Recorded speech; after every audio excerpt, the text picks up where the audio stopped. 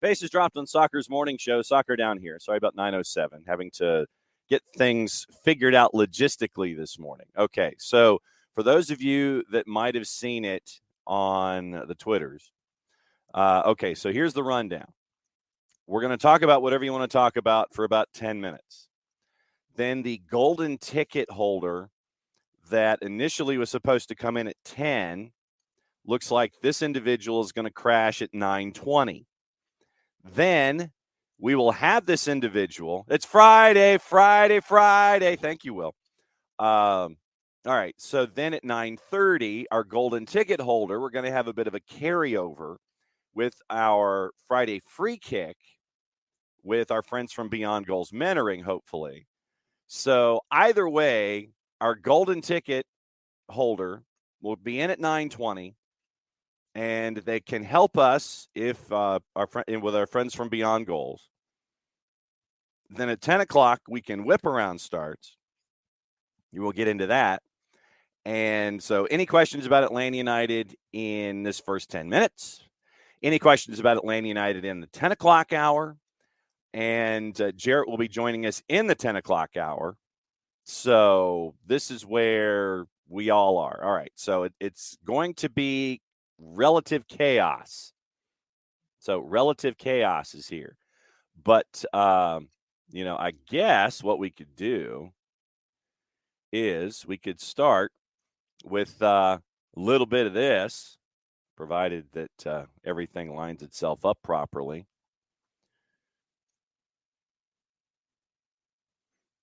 So, we have a tweet from Atlanta United. And there you go. Okay, so that is it. So we're going to do this.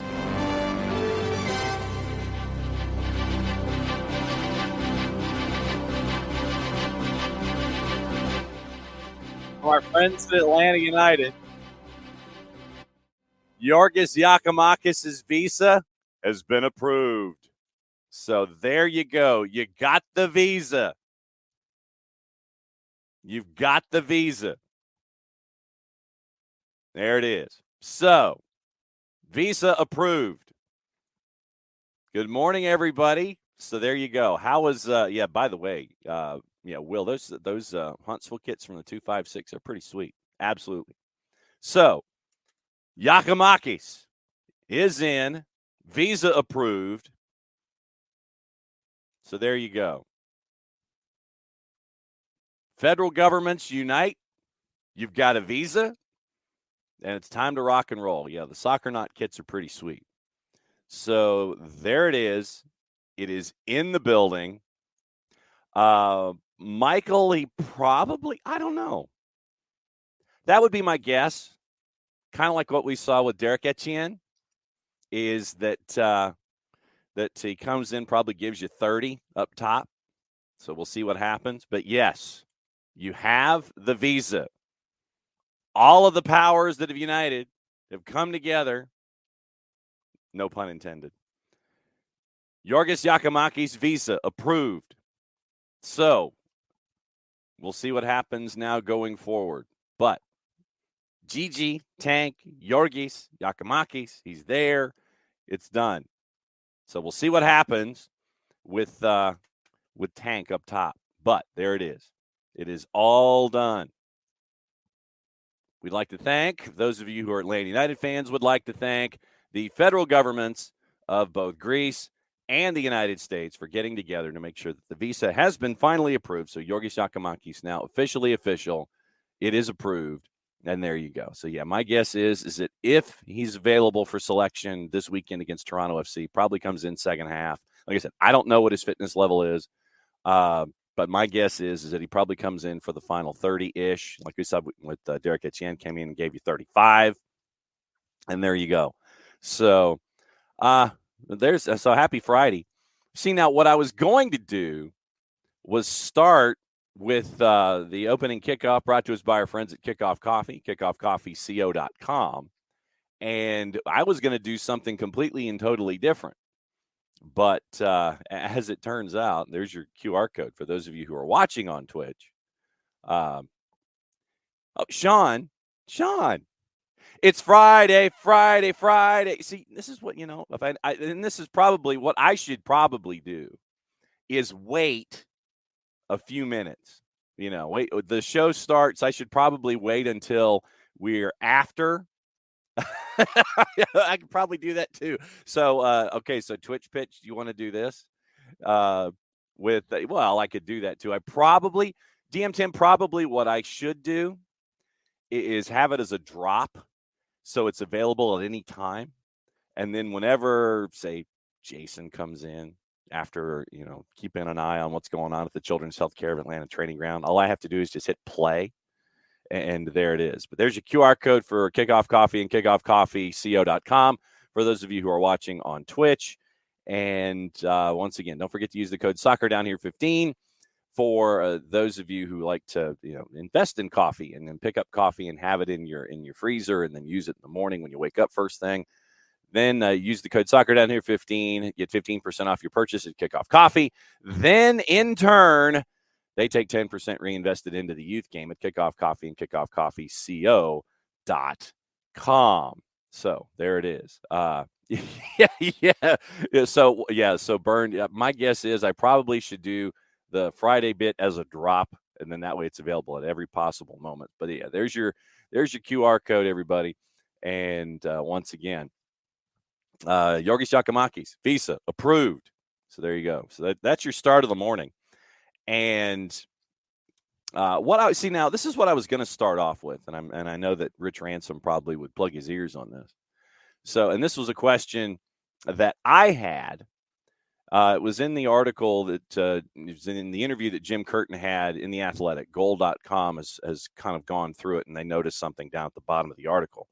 But it seems that Jim Curtin in this preseason article mentioned the Atlanta Falcons, mentioned the Hawks, and mentioned a lot of the past involving Atlanta United in the article when he was asked, considering that one of the two writers is based here locally from The Athletic. But this was what I was going to focus on, where Jim Curtin says it has to do with Jim Curtin and Ted Lasso.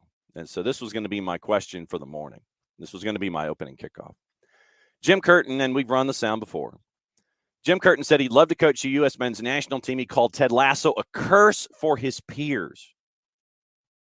I'd like to remind Mr. Curtin that it is a television program and that no one in their right mind would hire an American football coach to coach football in England. But putting that point aside, Jim Curtin says he enjoys the streaming shows. It claims it's been a curse for U.S. native managers trying to earn respect in European leagues, pointing specifically to Jesse Marsch, who, quote, seems so angry about it. I have to say I like it, quote, because if I say I hate it, I'm some elitist coach.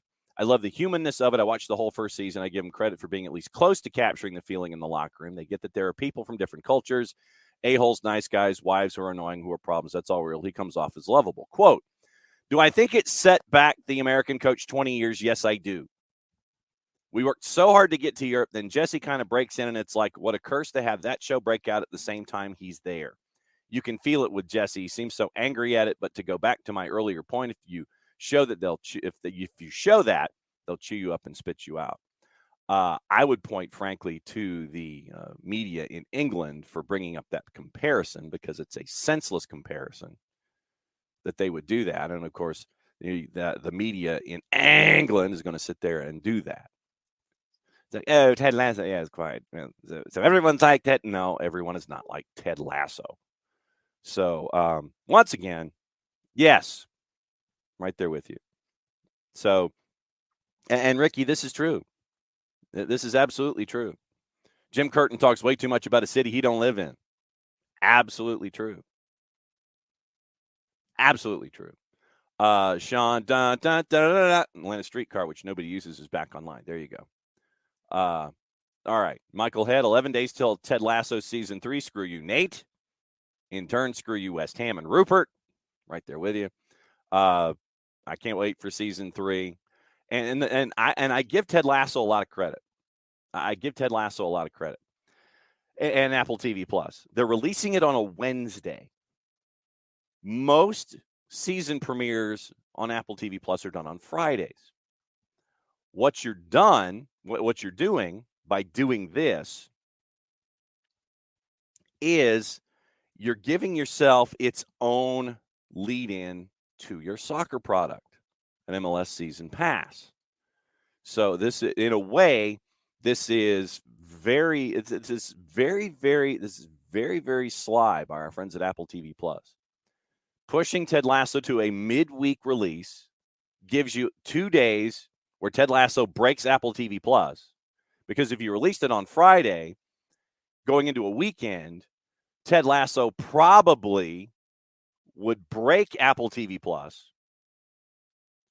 and there in turn would sit there and you'd have issues probably trying to log in to Apple TV Plus to watch Season Pass.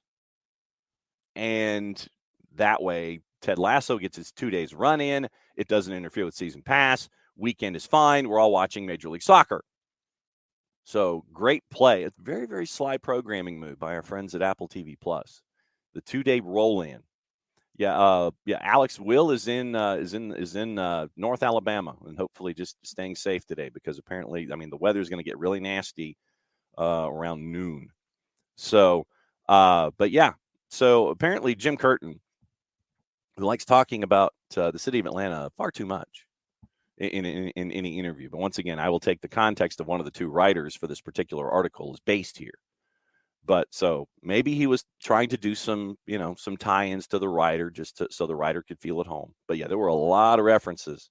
It was the Hawks. It was a lot of old Atlanta United. And yeah, that was the preseason article that was written by The Athletic.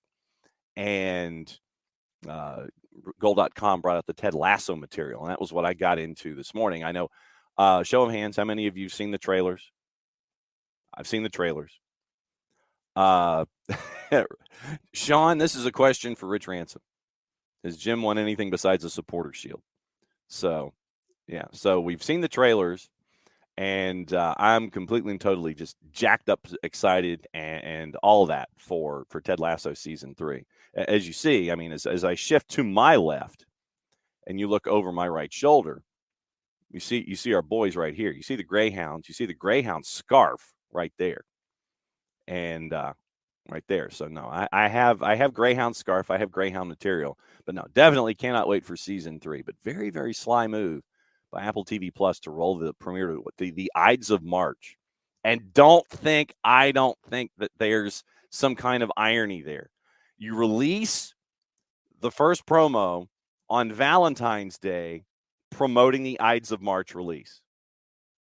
Ides of March. Beware the Ides of March. So that's what we're staring at with our friends at Apple TV Plus, with their very, very sly move about promoting Ted Lasso and premiering it on a Wednesday. And apparently Jim Curtin thinks that Ted Lasso has cursed American managers in England, according to our friends at Goal.com and the article from The Athletic. I would summarily disagree. And that, like I said, that's just me talking. So what I'm going to do is I'm going to post the link to the article just so everybody can count how many times Jim Curtin has mentioned the city of Atlanta in different sports in this particular article. But like I said, Goal.com pulled the Ted Lasso element out of it and posted it separately. Like I said, I would summarily disagree with our representative from the city of Chester, because, like I said, it's American football. It is an American football program that does not even exist, as much as Wichita State, I'm sure, would like to have a program, But, just for the record, that's just what it's there.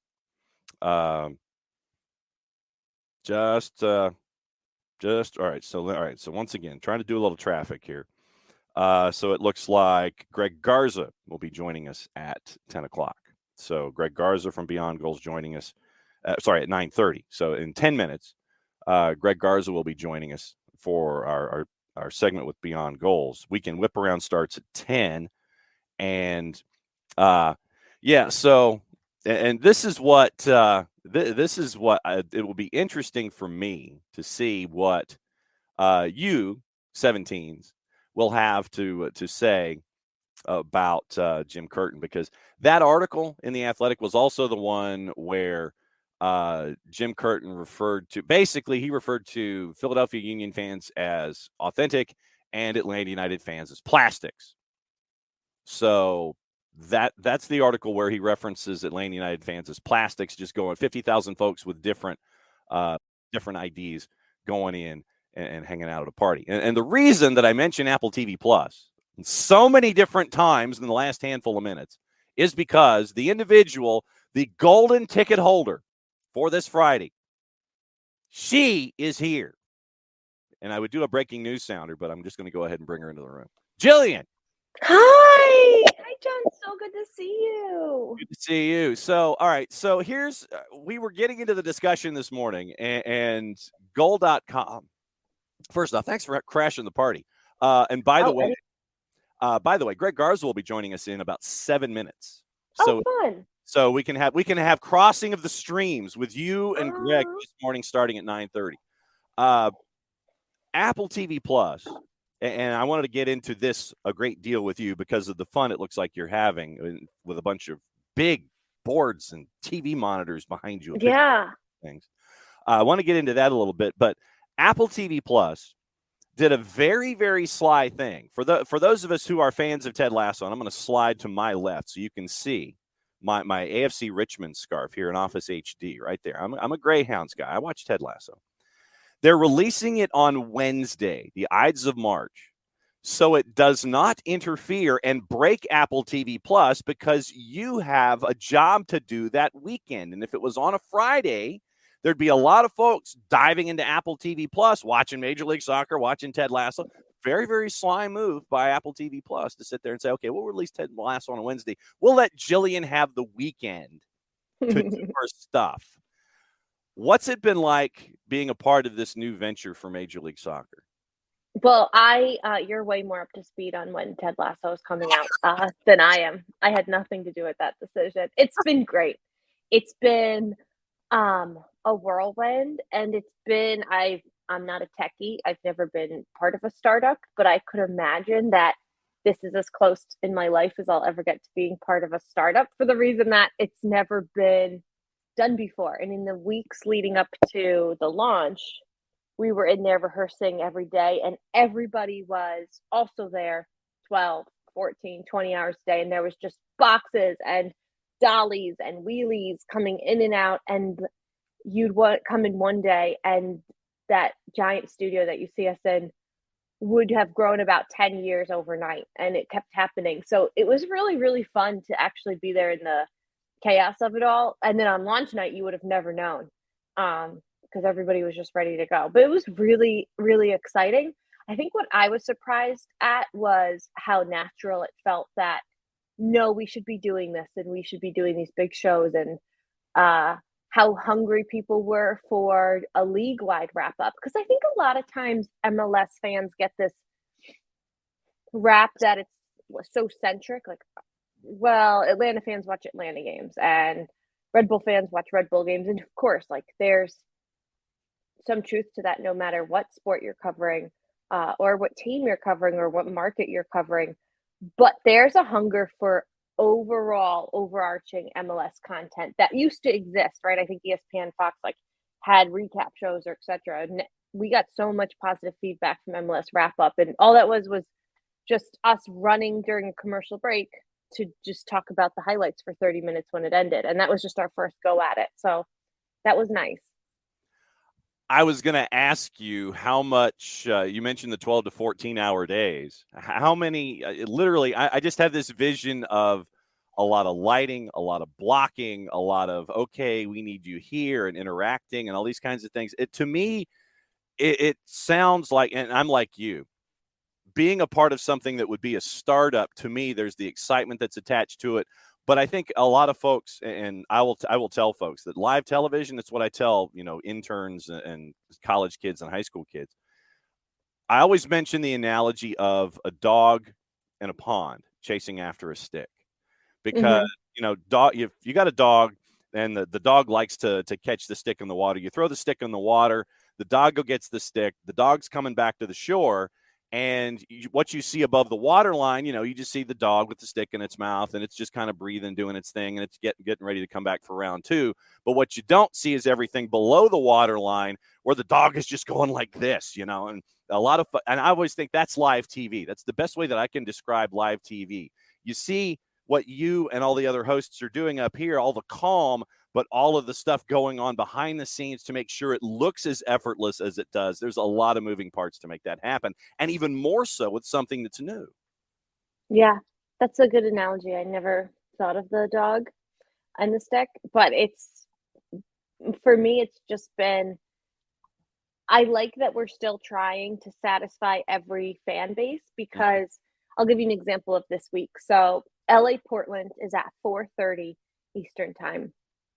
And then the West Coast games don't end, of course, until 1:00 in the morning. So we won't do MLS wrap up until 1 a.m. So we will start pregame shows at 4:15 to do LAFC Portland, and then we will do 7:00, and then we'll do 8:15, 9:15, 10:15. And I knew it'd be nuts, but it's really nuts, and I like that there's no wavering, that they're like, no, we need to deliver this. And the way it works then is you get like a 15-minute studio pregame show, and then you throw it out to the announcers, who then bring like a 9 to 10 minutes. So you're still giving people almost like a 30-minute pregame show, half from studio, half from site.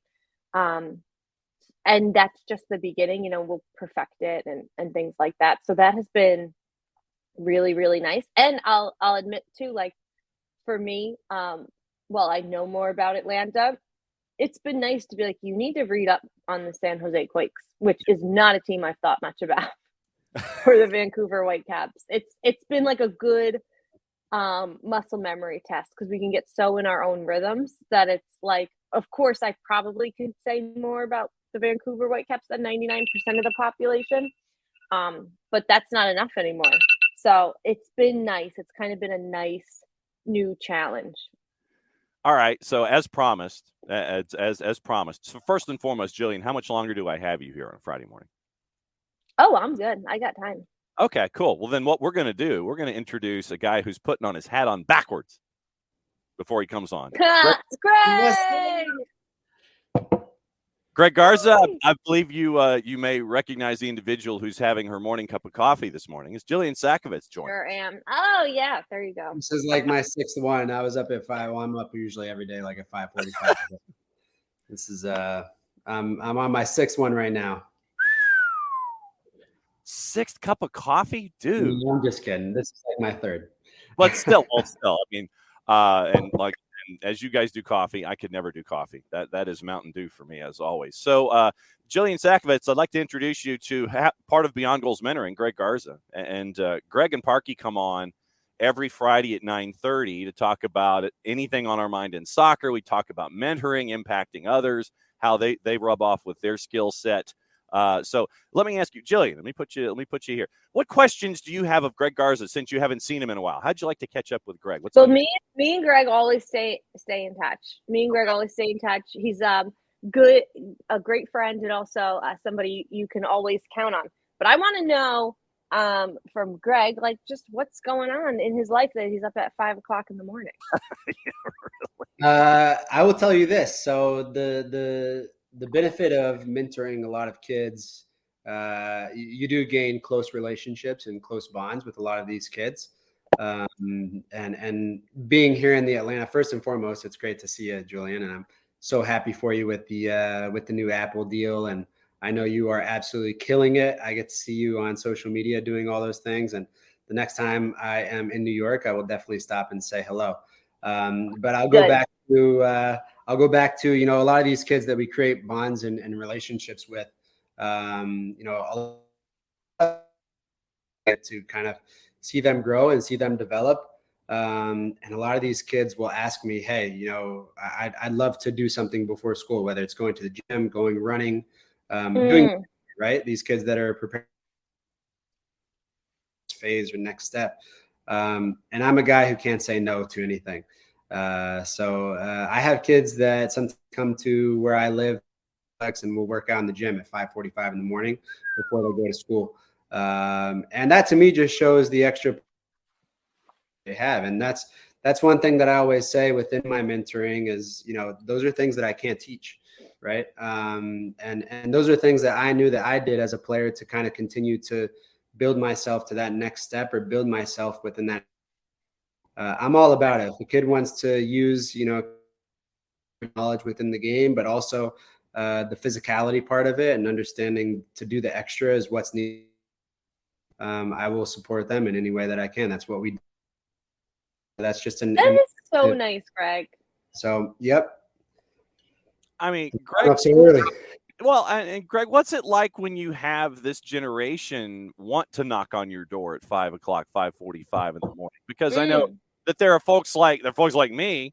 5:45 in the morning is just on my way to waking up at like 7:30 or 8. That is just an exit on the interstate for me. That is not something that starts my day. Is this commonplace where you have the current mentee want to knock on your door at 5:45 in the morning? There's very few. I will tell you that. There are very few. Out of all the kids that we work with, I would say, all of them are dedicated. All of them, they want to continue to build themselves up. And whether it's on the confidence side, whether it's on the soccer IQ side or the soccer brain side. But like I said before, I can't teach those kind of things of wanting to do the extra when nobody is watching. And that's the biggest piece of advice that I can always give kids is, train when no one is watching, train when no one tells you to train. Because at the end of the day, when we try and perfect our craft or improve our craft, it's really in those moments that we don't have too many people around us kind of telling us what to do. You're the one that's making that ultimate decision, that internal drive, that internal motivation that pushes you a little bit more forward and past some of your peers. And that's kind of the ultimatum of making it to where you want to go, is pushing your past. Sometimes those people that are around you competing for the exact same thing. All right, Jillian, let's talk about Atlanta United since we have a former Atlanta United player here. Let's do it. Here we go. Well, after that last game, I left it like the 83rd minute because my oldest son had a game at 8 a.m. Oh, no. And he was like, Dad, Atlanta is not going to be good this season. So, just by the 83rd minute of what we watched, I probably could have agreed with him. But dude, they're packing it in. San Jose's got a 1-0 lead, and they started playing like it was CONCACAF o'clock in the 50th minute. You got folks falling down. They're going to pack it in. That's me kind of being a little, maybe too brutally honest by the 83rd minute, is that I agreed with my son and I said, dude, let's go, man. Let's get out of here. This is I had very high expectations, and unfortunately what they have shown so far, and I was just wanting something more. And then we left, and I swear to you, the second that I pressed unlock on my car, it was like I pressed unlock and the stadium erupted. All right, well, thanks for getting me out of the stadium too early, bud, but that's all right. If we learned anything last year, it's that if they're going to win and have some Golasso goals, it's going to be after the 80th minute. But I think in fairness to Greg's son, the fans, everybody chalked that up last year to the injuries, and then it was like, oh well, this year now everybody's there, and it'll be. I think there's still like that 2022 identity hangover a little bit of what they were used to, because last year, if they won, they had so many close games. I'm a Minnesota Vikings fan, and they reminded me a lot of the Minnesota Vikings, who were one score away at one point. They were 10-3, and they were one score away from being a 3-10 team. Mm-hmm. So like Atlanta last year, like didn't do well, but could have been way worse than where they were had they not had like some heart attack last minute games. But I think they still really need to figure out who they are.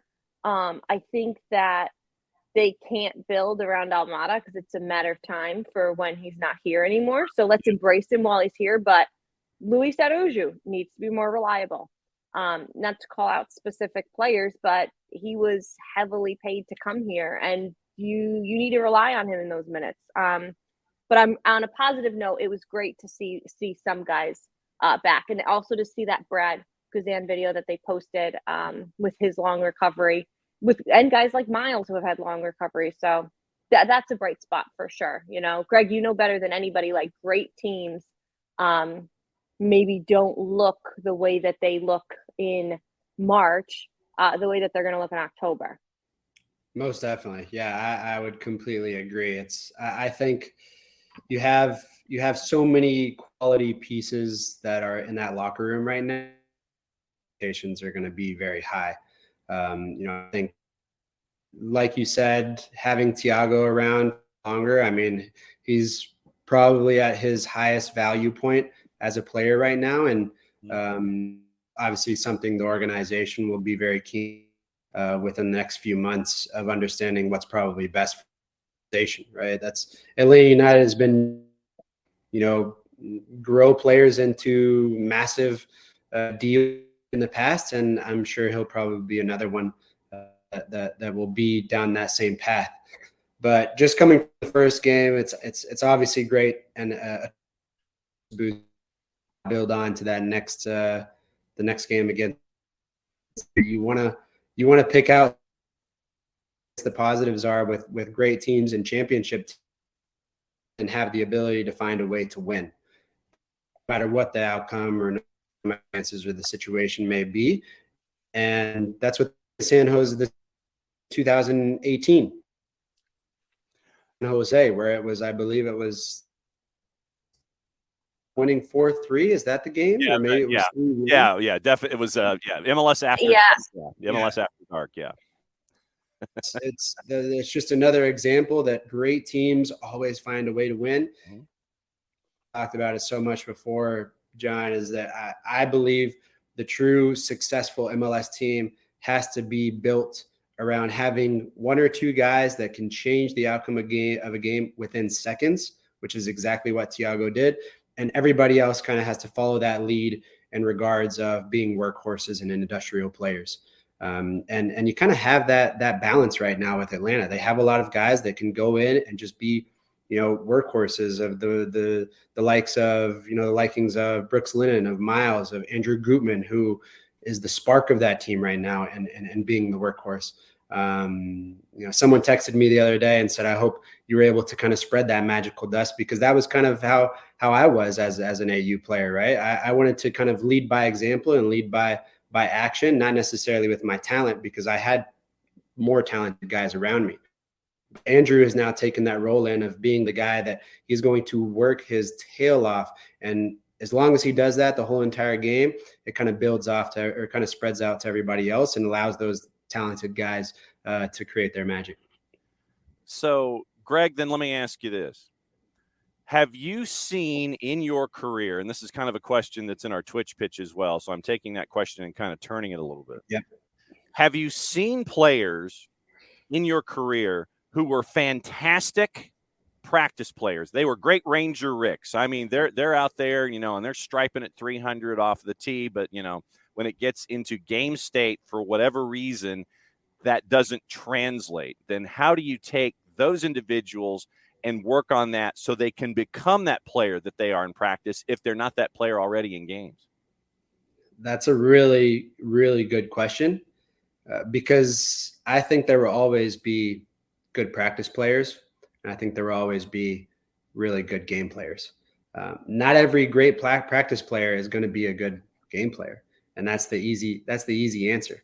There are some guys that will absolutely shine within training, but I think probably one of the most important things that I look at is just that mental aspect and the mental side of it, of how to transfer that, that work ethic and whatever is happening in training in the game, because it's so much different, right? There's so many external and exterior factors that you have to go through to kind of, create that consistency of success within a game. So It's a really hard answer it's a really hard, question to answer, because I think there will always be really, really good training players, but at the same time, that's not ultimately what matters. What matters is how you perform within a game. And obviously, I always look at how you practice is how you play, but a game has so many external factors that come with it, that sometimes doesn't allow you to do those same things that you do within training.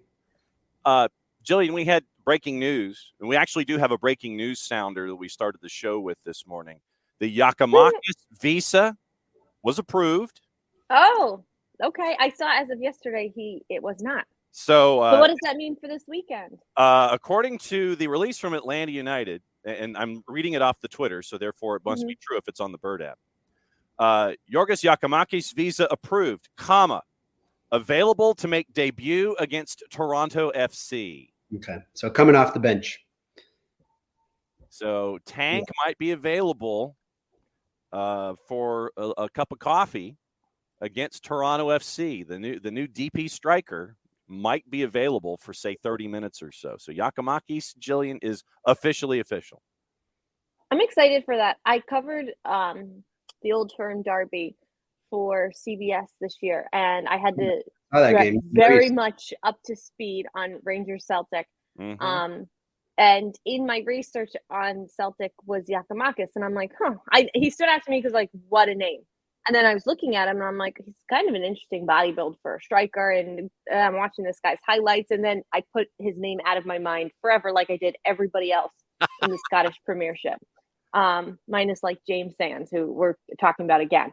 Yep. And then all of a sudden he arose with Atlanta United chatter, and I think that's so cool. I think that's exciting, and he looks great. And I'm really excited for Atlanta United to have that type of striker, and I'm excited to see how he connects with everybody. Got to give him time, right?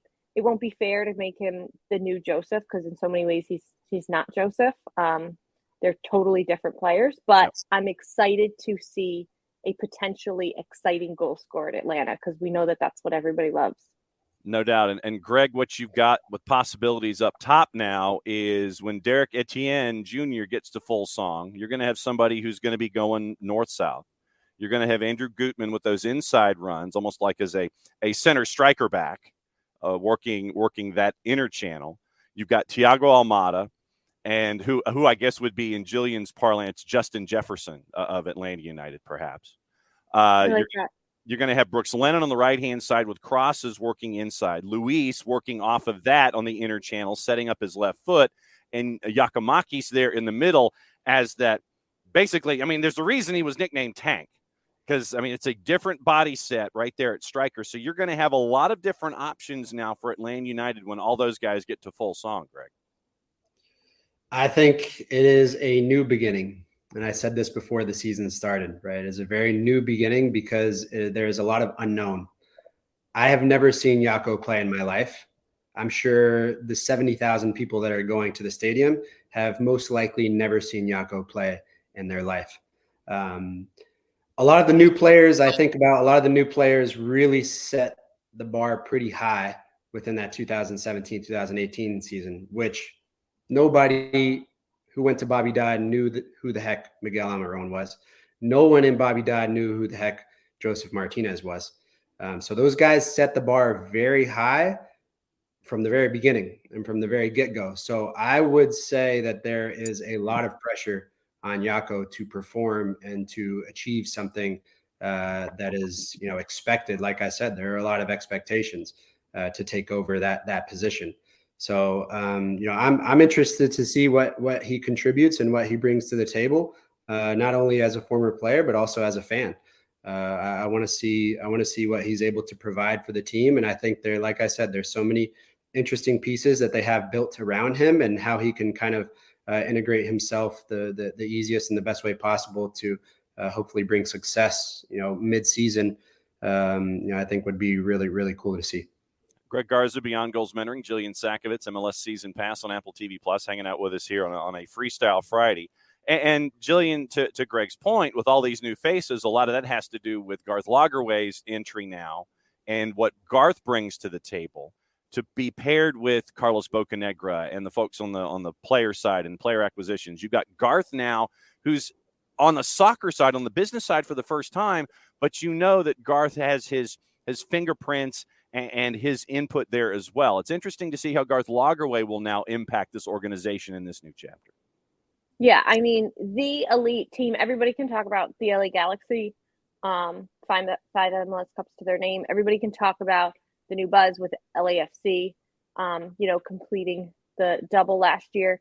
But the team to be, big picture, is the Seattle Sounders. When you look at a team that won CONCACAF Champions League, has missed the postseason once in the time that they've been in the league, was just at the Club World Cup. That, if I'm an MLS team, is big picture who I want to be. And the fact that Arthur Blank was able to get the guy that has time in and time out created that roster is very, very, very exciting. And look at the Seattle Sounders, who made it as in the postseason as an expansion team back in 2009. And everybody was pumped when Atlanta United did it in 2017 because it's not typical. But this is a team that's kind of been doing it. So I'm really happy that Atlanta United, they kind of had that lightning in the bottle, that buzz. And now they have like the perfect person who knows how to do it long term as well. And I think that that's a really exciting combo. And I think it's great too with, the Gonzalo Pineda connection as well, that these are two guys that know each other and have worked together before. And then adding Carlos Bocanegra to the mix, who has been at the organization since, they started playing. It's a good feat. And I don't think that saying, all right, well, let's let now these guys get a year under their belt is in anybody's plans. And I like that. I don't think that would be appropriate for this fan base. This is a team right now that a roster that should have, now, are they going to go to MLS Cup? I don't think so. But this is a club that should have meaningful success this year. Greg, when we talk about change and when you talk to your mentees about change and new beginnings and things like that, what are those conversations like when you might have a mentee who's worried about starting with a new team or a new club, or you've got a new coach and you don't know how you're going to integrate? What are these conversations like with your mentees in these kinds of situations? I know obviously we're comparing Major League Soccer to club level in college and high school and stuff, but what are these conversations like with your mentees about new beginnings and how to integrate and the anticipation about what could be? Yeah, I think it's a very simple answer is first impression. First impression is everything. I always say the best piece of advice is always the first impression that you give and the last impression that you leave somewhere. Because that's what really states and kind of sends a message towards the type of person that you are going to be, not necessarily as the player, right? And Michael and I speak about it all the time in regards to, how to earn someone's respect. And a lot of players earn people's respect by just being a great person, while some other players earn people's respect by being a great player. And there's two ways to earn that respect on the field. It's about creating a good balance, between both of those things. So integrating and being in a new environment and going into a new environment where you don't know many people, or you feel kind of out of place in the beginning, is all about that first impression of looking everybody in the eye, shaking hands with coaches. And that was kind of all of us. If I look back at that 2017 season, the only person I knew going into that locker room was Tito Villalba, and he was with me for maybe 2 months when he was on loan in Tijuana. But other than that, it's all about those very first impressions that you give off to other people on knowing, okay, I'm gonna have to be with this guy for the next year or so. So, that's extremely important in my mind. And I'm hoping, and it, from the looks of it, it seems that, Jaco has a pretty good head on his shoulders, and he seems that he's integrated well with the team. He seems like he's a pretty funny guy from the interviews that he's given so far. So I'm sure he's kind of given that goofiness off and rubbed off on people in the locker room. And that's the camaraderie that you need. That's the gelling that you need from the very get-go from a guy who comes in as a big name and as a big forward. Joseph was able to do that extremely well. He was great with people off the field. On the field, he was an a-hole, right? But he wanted to win at all costs. And that's a talent that we can't teach either, right? He didn't care who you were. He didn't care who he was playing with. He wanted to win at all costs. And There's only a few players that I can think of that kind of have that mentality. I'd say, Michael Bradley was one of those guys, Clint Dempsey, one of those guys, Joseph, one of those guys that, it doesn't really matter who's in front of them. They will do whatever it takes to win if it's a small-sided possession drill within training. And I'm hoping that, Gigi is able to kind of, use those guys as not necessarily as an example, but a path to follow while being here at AU, because I think it's much needed at the moment. I think I saw in comments of, one thing that really sticks out to me is when Barco was here for his last season, when Luis Araujo came, that really took a lot of pressure off of Barco. And I think that was Barco's best season as an AU player. I am hoping, and I think so highly of Luis Araujo's talent, but I think he really feels in this moment that he has to be the guy to resolve games. He has to be the guy to change the game within a split second, and he's putting way too much pressure on himself from looking on the outside in.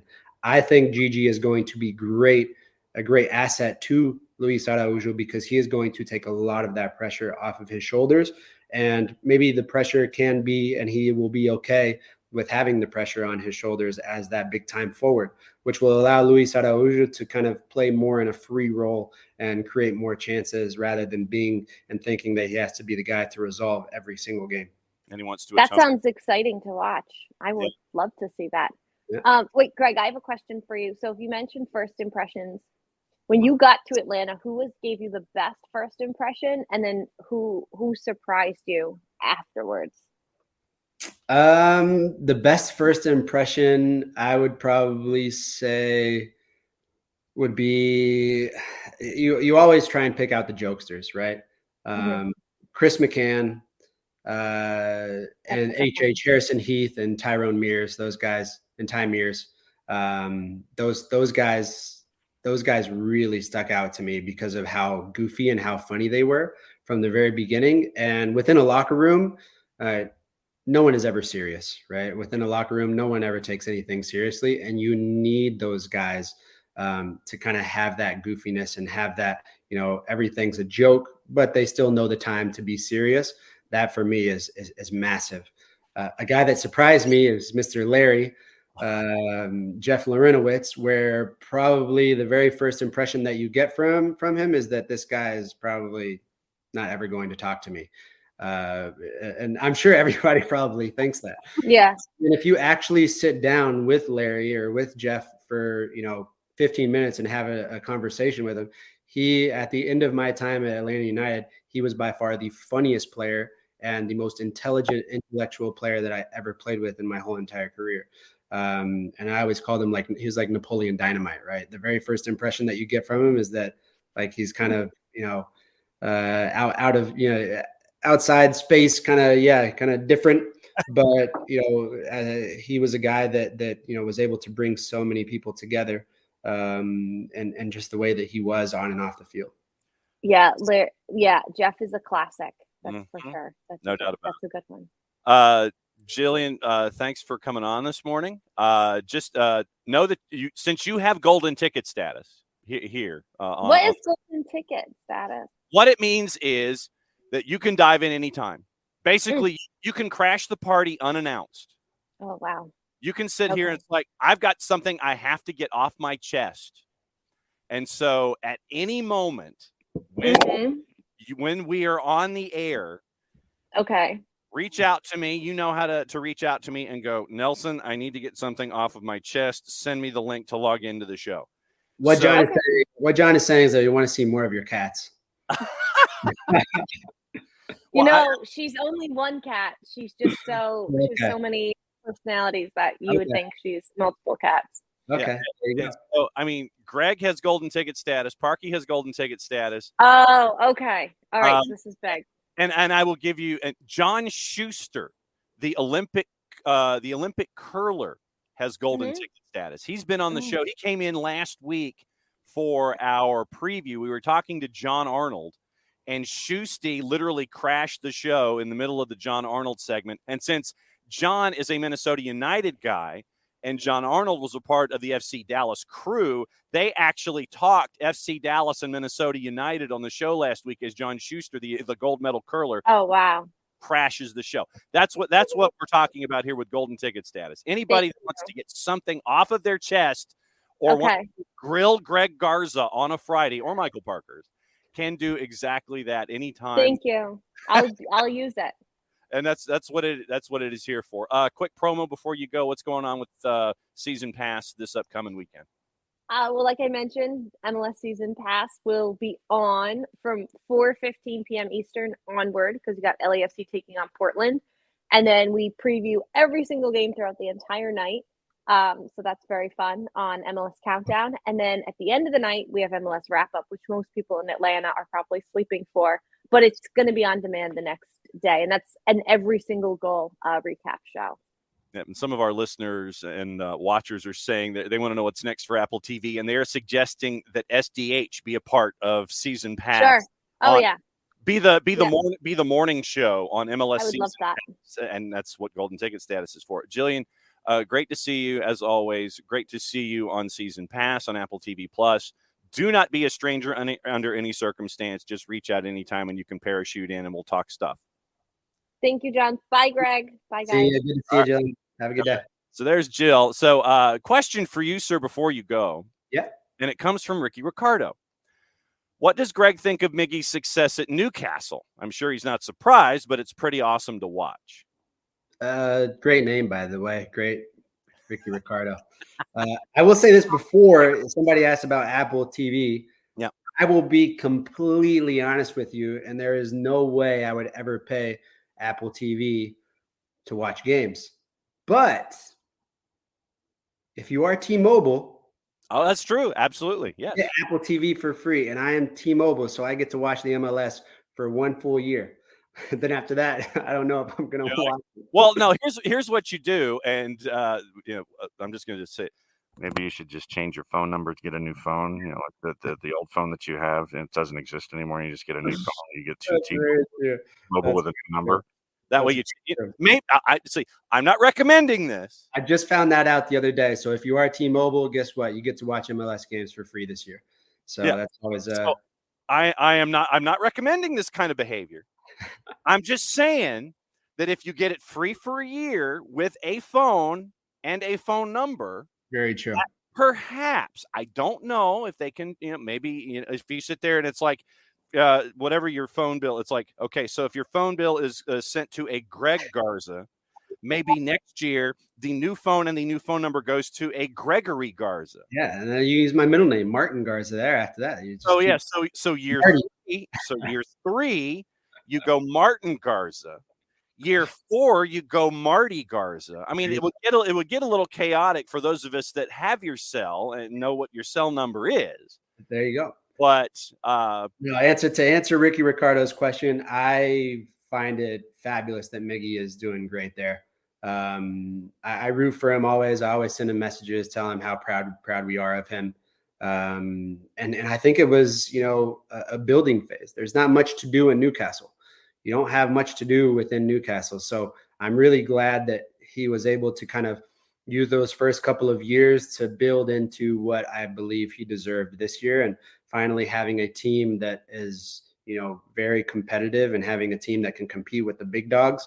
For the longest of times, I always said it was really hard because of the environment that he was in to kind of be that guy that shines. But I think a lot of pieces within that team has allowed him to really bring out the best of who he is as a player. And they have also found out as an organization how to use him best. Because I think he's been able to really grow into that role. Yep. So what's going on with Beyond Goals with you and Parky these days? I know high school season is right in the heart of region play right now. What's going on? Same old. Obviously, continuously building on both sides of it for the for-profit and nonprofit. It's been extremely fun. To help kids and give back to the game what gave so much to us, and we love what we do. I wouldn't want to do anything else. There you go, Greg Garza at BG Mentoring on the Twitters. Greg, as always, great to catch up with you and Parky. And you didn't know it was going to be a 3-way dance when you crashed in this morning, did you? I had no idea. It was great to see Jillian. We always text each other, and obviously extremely proud of her of how far she's come. I know she's an extremely hard worker. So anybody who wants to be in that realm or within that, business as well, she goes above and beyond. She does her homework. She does extra. It's just like I said with players, right? These players that are waking up at 5:45 to do a little extra to be successful at what they want to be successful in. She's the prime example of wanting to be successful in where she is right now. And, I know she's an extremely hard worker. So kudos and congratulations to her. And we will be seeing you. Are you going to be at the Toronto FC match this week? I will not. I will be in Birmingham, Alabama, because my son has a tournament there. So, yep. So Greg Garza will be watching on MLS Season Pass on his phone. I might be helping coach my kids. So, if I have it on the bench, it might be both. Greg Garza and T-Mobile and MLS Season Pass on Apple TV Plus. We'll catch up with you, my friend. Have a fantastic tournament. May everything be safe and may everything end up on the back of the net. Appreciate it. Thanks, man. Take care. Always good to see you. Good to see you, Greg. Greg Garza. So, Jarrett, we had a pretty busy first hour there, bud.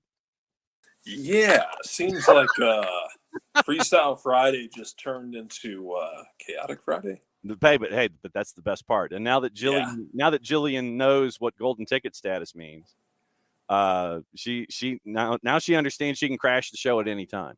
Oh well, that's always fun. I mean, it's Greg, it's Parkey, it's John Schuster, it's Jillian, it's John Arnold, it's all of those folks that can come in and crash at any time. Okay, so all right. So how long are you with us with doing Weekend Whiparound? So you have me for like 30 minutes right now, and then if I can do like up to 11 o'clock, I will. It depends. Okay.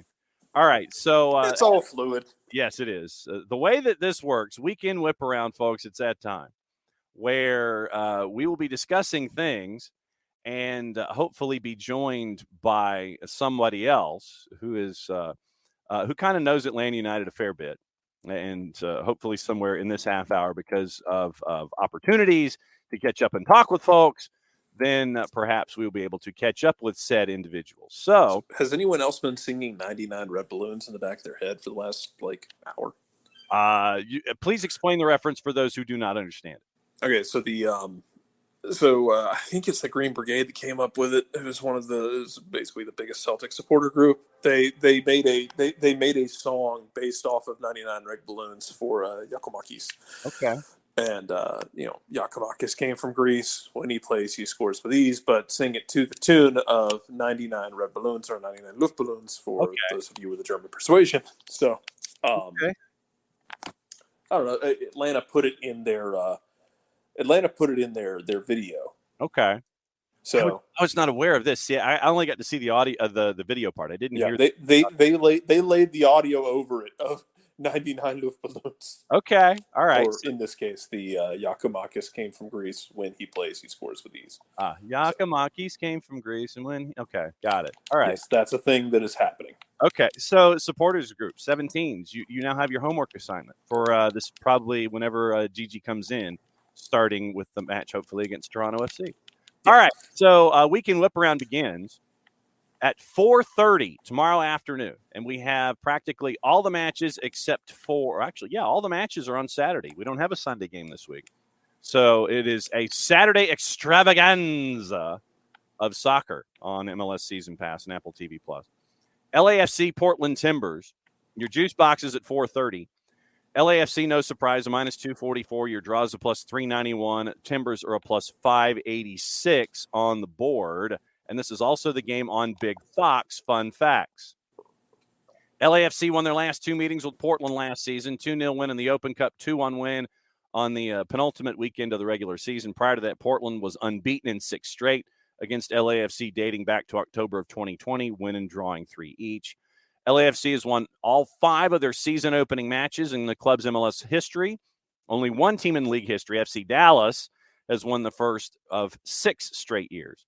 Timbers won their first match of the year for just the 4th time in 13 campaigns, beating Sporting 1-0 on Monday. Started the season with 2 straight wins only once in 2017, with the second win coming in Southern California, 1-0 at the Galaxy. Your reigning defending MLS Cup champ open up their title defense with a win just once in their last 6 seasons, losing 4. Second time a reigning champ opens their season against the Timbers with the Rapids 3-1 win over the Timbers in 2011. Juan Mosqueda scored Portland's lone goal in their win on Monday, assisted by fellow countryman Jimmy Chara. Dating back to the end of last year, Timbers' last 7 goals have been scored by Colombians. Dyron Espria with 4, Moreno with 2, Mosqueda with 1. What say you, Jared Smith? At what point do we just quit betting against Portland? Well, I would say probably the midpoint of the season is when you start betting against Portland because they turn into zombie Timbers and work their way into the playoff. But then at the end of the season, you have to start betting. You have to stop betting against them. True. So like there's an art form to this. I feel like to betting for or against the Portland Timbers. So. Okay. Well, I mean, to Ricky's point, LAFC ain't losing on ring day. And also Portland's coming in on a short rest and having to travel on the road. They are. Everything says LAFC, which is why this league is so stupid. And it's easy for me to say, hey, Portland steals this on short rest, like in very possibly dubious fashion on ring day. Because that's how it happens. Sometimes you almost die on beach day. Yes. So we are split. Ricky's with LAFC. I think LAFC gets this one done. I think they get the Duke short rest on Portland, but we'll see what happens with the chaos of the league. We're going to save. It's too stupid to predict. So. Right. We're going to save Atlanta United and Toronto for the last one, or for when we have someone else join the show. How many golden tickets can we hand out there, Willie? Yeah, really. Columbus and DC is at 7:30. Columbus is a minus 164 at Lover.com. Yeah, plus 307, plus 434. DC United, yeah. But, DC United beats Toronto FC by the score of 3-2, and they're on the road in Columbus. I'm going to go draw just because I don't know what I saw from Columbus last week, and it wasn't a whole lot. And I don't know what I'm going to see from them at home. I mean, you lose 4-1 to Philly, and now you've got DC who came in with a 3-2 win over Toronto FC. I'll go draw. I'll go with the draw option there. Inter Miami hosting the Union at DRVP and K. The Union are a plus 112. Your draw's a plus 261. Inter Miami's a plus 219. Do we need to go any further? No. Didn't think so. So Jared's picking Inter Miami. Kidding. Yeah. Okay. Well, and did you hear opening kickoff this morning? No. Jim Curtin, and it goes back to the Is Jim Curtin still mad about Ted Lasso existing? Yes. Yeah. That was what I was going to get into. I think Jim Curtin's an amazing coach. Well, we have this conversation about a lot of things in this world of like, hey, if you're going to be that determined to be pissed off about every damn thing in the face of the earth, I can't help you. Like, that's a you decision. And that's something you're going to have to work through between you and God, man. Yeah. Like, if you're going to keep this chip on your shoulder for your entire existence and everything's going to make you mad, I can't help you. Also, part of that is, and we should qualify this in my opinion, the fact that you have people consistently asking Jim Curtin questions like that, because they probably know they're going to get a response. This is like some doofus at SEC Media Day who decides, I'm going to ask Nick Saban a stupid question because I know it'll piss him off. So there you go. And in the article, and I did not know this, but in that article in The Athletic, he references the Hawks, and he had the Ted Lasso discussion, which I think is a complete the Atlanta Hawks. Yeah. Because somebody said the first question was condolences on the loss, and he said, "Yeah, it was. Thanks for that, but we could be the Detroit Lions or the Atlanta Hawks." Yeah, condolences. Is Gabby still living rent free in your head that much? That could be, but yeah, I mean, literally, he mentioned genuinely. Sorry about the loss in condolences on the loss in the MLS Cup final. He says, "Yeah, but we could have been the Detroit Lions or the Atlanta Hawks." Literally, that's what he said in the Athletic article. For the record, the Hawks actually won a championship when they were in St. Louis. I just feel like we need to clarify that. Yes.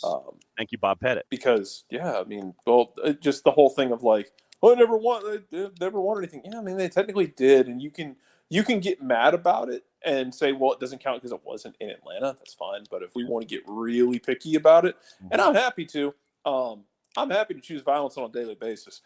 They did actually win a title when they were in St. Louis. So there's that. Yeah, like I said, whatever, man. Like, hey, man, if you got to be that,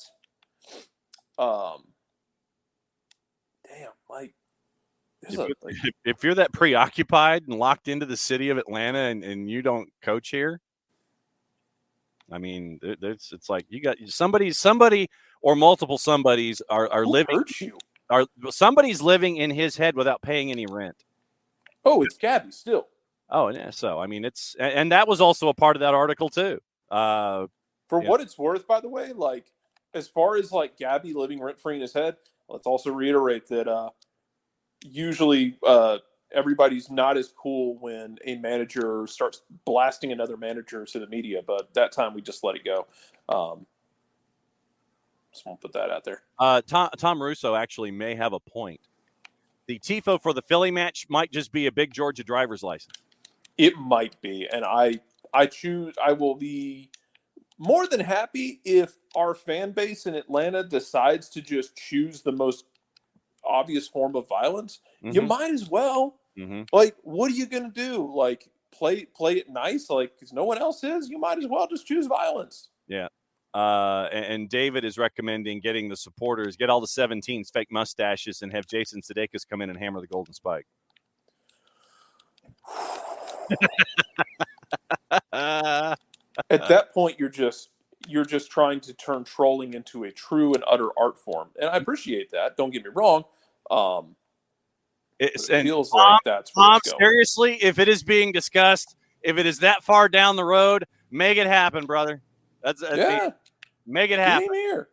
Brendan Hunt's been doing stuff out in LAFC, so he probably isn't an option. But yeah, you want to make it happen. Ain't nobody gonna be mad at you. Goldstein, Cristo Fernandez, Phil Dunster, Billy Harris, Cola Bocchini. Get Hannah Waddingham. I don't care. Yeah, get Nate to do it. Oh, get Nick Muhammad? Yeah, get Nick Muhammad. Who, as much as people hate Nate's character, God, what a testament to the work Nick Muhammad did with that character. Absolutely. But yeah, if the TIFO is a big Georgia driver's license, if that's being discussed, make it happen. And D. Graham with the question, he wants to know if the Philly game is full barn.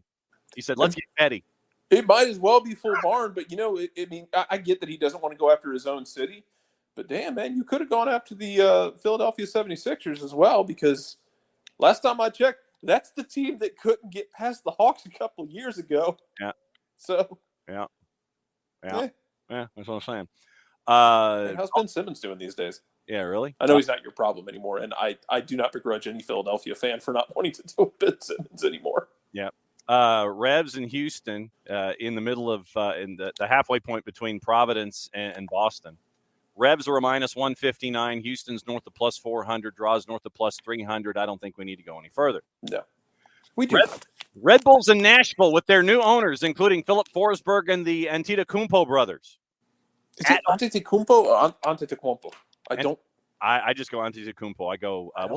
You know what? We will have to ask Giacomakis. Yeah, well, but here's the thing. I don't know with his name. I'm actually not sure. Is it straight Greek, or I think his family's also from Ghana. Okay. So I don't know if it's a Greek last name or if it's if it's from Ghana originally. I don't actually know. So I don't know the linguistic rules there. And Philip Forsberg. There you go. Yeah. Giannis is three brothers and Philip Forsberg from the Preds. You're five new part owners in Nashville SC, but they can't show them off at Geodis yet because this one's at RBA in front of friends and family. Red Bulls are an even money plus 100. Draws a plus 241. Nashville SC is a plus 278. Do you wish to go further? No. Okay, so you're going to go with Red Bulls. I have better things to do. Okay. Also at 7:30, the Purple team hosting FC Cincinnati in what really could be a below-the-radar, very interesting game. And it's in Central Florida. Orlando City's a plus 108. FC Cincinnati's a plus 247. Your draw is a plus 242. All right. Fun facts. Wow, he's calling for fun facts on this one. Okay. Well, I mean, like, not everything's going to be clean, so you might as well, man. Whatever. FC Cincinnati won both their matches against the Purple Team in 22 after not winning in the 5 previous, losing 3. Cincinnati's only 3-match win streak against a single opponent in the club's MLS history came against CF Montreal from 19 to 21. Purple Team remained unbeaten in season openers with a 1-0 win over Red Bulls last week, though it was only the 3rd time the Lions have won their first match of a season. They've drawn 6. Only previous season, which Orlando started with consecutive wins, was 2017.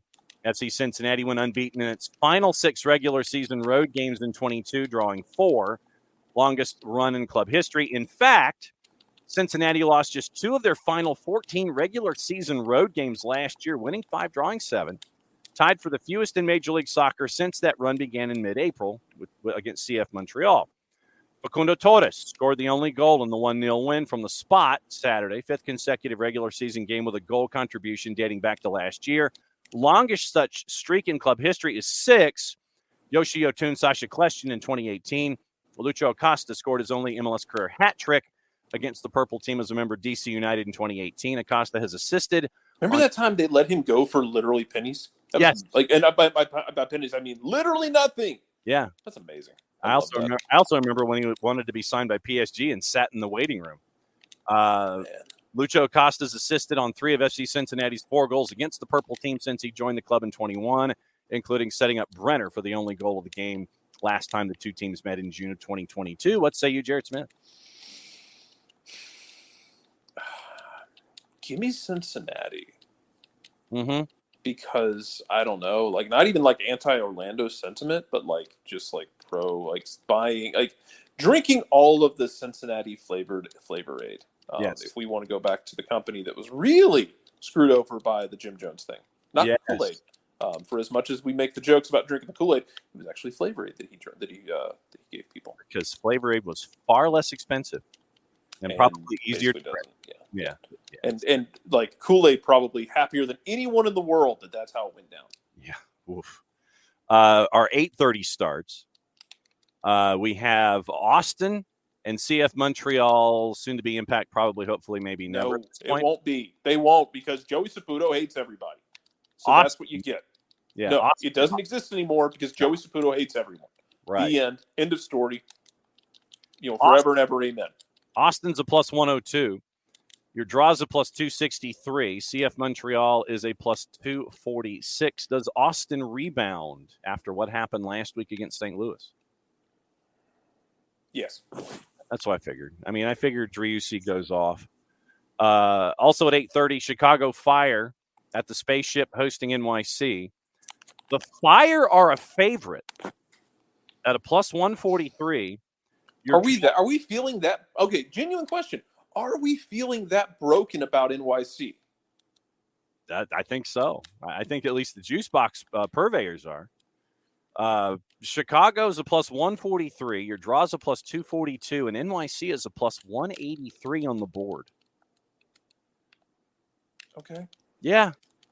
I'm sorry. I've got to go at least draw here, if not NYC. And James Sands has cut his loan short, by the way. And so James Sands was like doing literally nothing at Rangers. Yeah. Like the last time he did something of significance at Rangers, it involved like basically just not defending when Celtic scored a tying goal. Yeah. So you got that. Also at 8:30, FC Dallas is hosting LAG. Oh, by the way, Nick's El Trafico has moved to July 4th. So it is a July 4th game now. Yes. FC Dallas hosting LAG in Frisco. FC Dallas is a plus 118 at home after losing to Minnesota United 1-0. Obviously, folks are looking at LAG without Chicharito at a plus 229. Your draw is a plus 241. I don't know about this one. I mean, Dallas didn't show me much. Galaxy doesn't have Chicharito, so does that cancel each other out and turn it into a draw? It's possible. Yeah, I'm just, I don't know. And Ricky with the point about our next match at 8:30. St. Louis and Charlotte not being a free on Apple TV seems like a missed opportunity. Yeah, but I mean, it was like, I think it was one of those things where it's like, hey, the first one's free, everybody. These ones ain't now. Yeah. So I understand the point, though. Yeah, I do too. They're not going to all be free, and they're going to eventually they're going to make their decisions and say like, hey, these aren't free anymore. We're not just giving these to you. Yeah, I mean, there are some that are and some that aren't. So I mean, it is kind of a split the difference kind of deal. But your numbers in this one from our juice boxes. St. Louis City SC is a favorite at home at City Park at a plus 145. Charlotte, and obviously the game will be called by friends of the network and golden ticket holders Willie P. and Jess. They are at a plus 177. Charlotte's a dog, and your draw is a plus 246. Obviously, I think it might be recency bias involving St. Louis because of what they did against Austin in Austin at Q2. I think it's also some of it might also be the fact of like people not believing in Charlotte, that they didn't really get better in a lot of people's minds. Also, you don't have Kalina in net, and he was, despite whoever the actual hell was saying something on the previews somewhere about like how he struggled last year, which holy hell, what? Yeah. What was that all about? I'm sorry, that's incorrect. I don't know. Did I miss something about Kalina? Did he magically just stop being good? Because felt like he was an absolute problem between the sticks for that team last year. Like he had, I can think of like maybe one or two games where he didn't have it. I think it was one of the New York City games where he made a critical error early in the season. Otherwise, he was just like burning people's houses down. But yeah, you don't have him, and all of a sudden you're looking at hey man, you're looking at like you got backup goalkeeper, which is, I mean, the backup goalkeeper appears to be fine. Don't get me wrong, but I wonder if it is like this feeling that people have of that they didn't take the steps forward that they were expected to take. That's my kind of, I guess, my thinking on this. Yeah. I mean, anyone who said that Christian Kalina was substandard last year, or that he was hope y'all didn't think he was the problem. No. Good God. No, Christian Fuchs by himself on the left was part of the problem. Yes. And you had to protect, and therefore you had to pull someone else away from your offensive, your offensive rush in any given moment. Yeah, I mean, they had some stuff's out of your control. For instance, like the Anton Walks thing, like how do you deal with that emotionally? Yeah. And then, and like, I think at some point you do have to think of it from a sporting perspective of like, man, we also have, not only do you have to replace the human being who is gone, but you have to actually replace someone on your roster who gives you that versatility that he gave you and gives you the quality that he gave you. But man, and all of the emotion that's attached to losing someone who was close to you. Yeah. So I don't know, man. It's interesting though to be like to try and figure out like what's, are guys going to take a step forward for that team this year? And yeah, St. Louis, you're feeling good after they beat Austin, which Austin was really weird. And let's not forget, they got the second goal on one of the most unusual mistakes we've ever seen. So, juice boxers right now, they're staring at St. Louis and going, yep, okay, they beat Austin, therefore, and Charlotte didn't show you anything in their first match. But yeah, any narrative about Christian Kalina that's like, that he was part of the problem last year. Christian Kalina, and I mean, wondrous. Legitimately, you could look at the Atlanta match at the bank and how he had to stand on his head. There were multiple times where he had like 8 and 10 saved matches last year. Yeah, there was, to your point, there were times last year where he was getting called in because, Christian Fuchs wasn't it. Like, Christian Fuchs, I know he was a leader on that team, but, like, he was not it more often than not. Like, it was, Yeah, And I get it. Like Christian Fuchs was that guy for a long damn time. Yeah, but he was not it at the end of no. At the end of his run in Charlotte. And yeah, so I think a lot of it, at least for me, a lot of it is like I think there's just this expectation that that Charlotte isn't better than what they were last year. Right. And Enzo Capetti, I know that there's a lot of optimism with Capetti and how they hope that he integrates with the offense there for Latanzio and the Crown. So, I mean, it's going to take, with the losses that you have and trying to figure out how to rebound from them on various fronts, it's going to take a while. Long story short, I would take me personally. I'm taking Charlotte at this. Okay. Yeah, I'm taking the Crown. And I will continue to maintain that if at City Park you do not play Country Grammar by Nelly, you are missing an opportunity. Oh yes. On top of that, Tom, I'm sorry for ruining your day by mentioning former number 1 pick Ben Simmons because man, there was a time honestly I wanted him here because I thought bring him in here. Just he doesn't have to be the guy. He can just come in here and be a guy. Yeah. Nah, we're good. He doesn't. He does not seem either capable or is not willing to stay healthy and on the field. Glad y'all got out from under that. Yes. Next on the board is a 9:30. 3 more matches to talk about before we get into Atlanta and Toronto. How are you on your status? Are you here? No, I'm actually about to jump and then try and come back for the basically the grand finale of the week. All right. So I know I got us out on a tangent with Charlotte. So that's my fault. That's perfect. No, but I'm saving Toronto and Atlanta to the end anyway. Okay, fair enough. And so we'll see you when we see you. Cool. All right, get out of here. So Jarrett Smith, Real World intervenes. So there you go. Yes, see, Alex knows what I'm talking about here. If you don't play Country Grammar by Nelly, it is an error.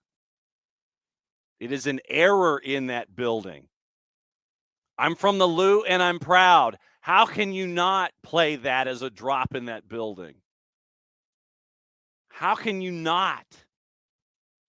And I will admit that through soccer over there and the friendships that I have with Nick and Jason and Jarrett, they introduced me to Nelly. I mean, I know about the duet with Tim McGraw, but the actual other cuts. And I went down the Nelly rabbit hole on YouTube and came across Country Grammar after Jason mentioned it. And so it's like, okay, if you don't have Country Grammar as a part of your sound in your match day experience, St. Louis, that is a major problem. So we'll see what happens. 3 more matches to go through. Like I said, we're saving Atlanta and Toronto for last. On the board, your Prairie Dog special on Season Pass, Colorado and Kansas City. Right now, your numbers, your juice boxes. Colorado is an even money plus 100. They're even money. After laying an egg last week, in Seattle, and we talked about it with Nico Moreno, our friend from Pulso Sports and the Soccer Bar on Thursdays with Nico. But actually, you know what? Tell you what, we're going to postpone it because this guy, there he is. Nice job. That's why I double clutched it. So this guy. Does this sound okay? Yeah. You're live and you're rolling. That's what matters. All right, cool. My headphones aren't working, so hopefully it's all right. From practice, from the Children's Healthcare of Atlanta training. No, I'm not. No, I'm not. I'm not at practice. Don't get everybody riled up because I'm at practice. I'm not at practice. I'm in my car, and I'm not at practice. Okay, well then you're in your car. I am, to be 100% clear, because practice is not open today, and I know a lot of people would like to be watching Mr. Yorgos. Mm-hmm. I am at Buddy's in North Highland. If you guys know the area, you know Buddy's, and it's awesome. So I am sitting here talking to John. Okay, so you're at Buddy's talking to me, and so the Toronto-Atlanta discussion, well done by the social media team to announce that Yorgos Yakimakis is officially official. First thoughts? I mean, Gonzalo said that he hoped he'd have some really good news, maybe yesterday, maybe very soon, and he got it. Yeah, I mean, look, there's nothing you can do about the timing. It just is what it is. Wish it had been a little bit sooner. Wish he'd been available sooner, but he did get some time training with the team down in Mexico, so keep that in mind. He's not coming off of an off season. I do wonder where his fitness is, and that was something that Gonzalo Pineda talked about yesterday. Not really sure exactly what he'll be able to give on the weekend, but my guess is he'll be in the squad. Will he start? I don't know, but if he can get you into the second half, he might just do it because he's that kind of a player and he's got that kind of a mentality. And look, the good thing, and I've said this from the beginning when it comes to the signing, he's played in a system that is not all that different than what Gonzalo Pineda wants to do. Are there differences? Of course, because no two managers interpret the style of play the same way. But can he watch some video, get a session in today, learn a little bit of the tweaks, and he's going to get better as time goes on. But can he assimilate what it takes to play here as opposed to what he was doing at Celtic? Yeah, he's a smart guy, and he's got a ton of experience. So he'll be able to jump in. He'll get better over time. But yeah, if he's fit and can give you, I'd say maybe even 45, he might start. Now that you've had a couple of days to kind of let the first match of the year just kind of settle in, now that you've had some time to think about the San Jose match, what outside of Thiago Almada's absolute ridiculousness still sticks with you from the match with San Jose? I don't know if it's understood how special of a night that was. And I hope that it's not one of those things that we look back at later and wish that it wasn't appreciated enough at the time, because those are the kinds of wins and performances from a player like Thiago that in 5 years, in 10 years, in 20 years, where we're talking about great moments and we're talking about great performances and great goals, that game's going to be on that list. There's just no way around it. It will be. It's two of the best goals I've ever seen live.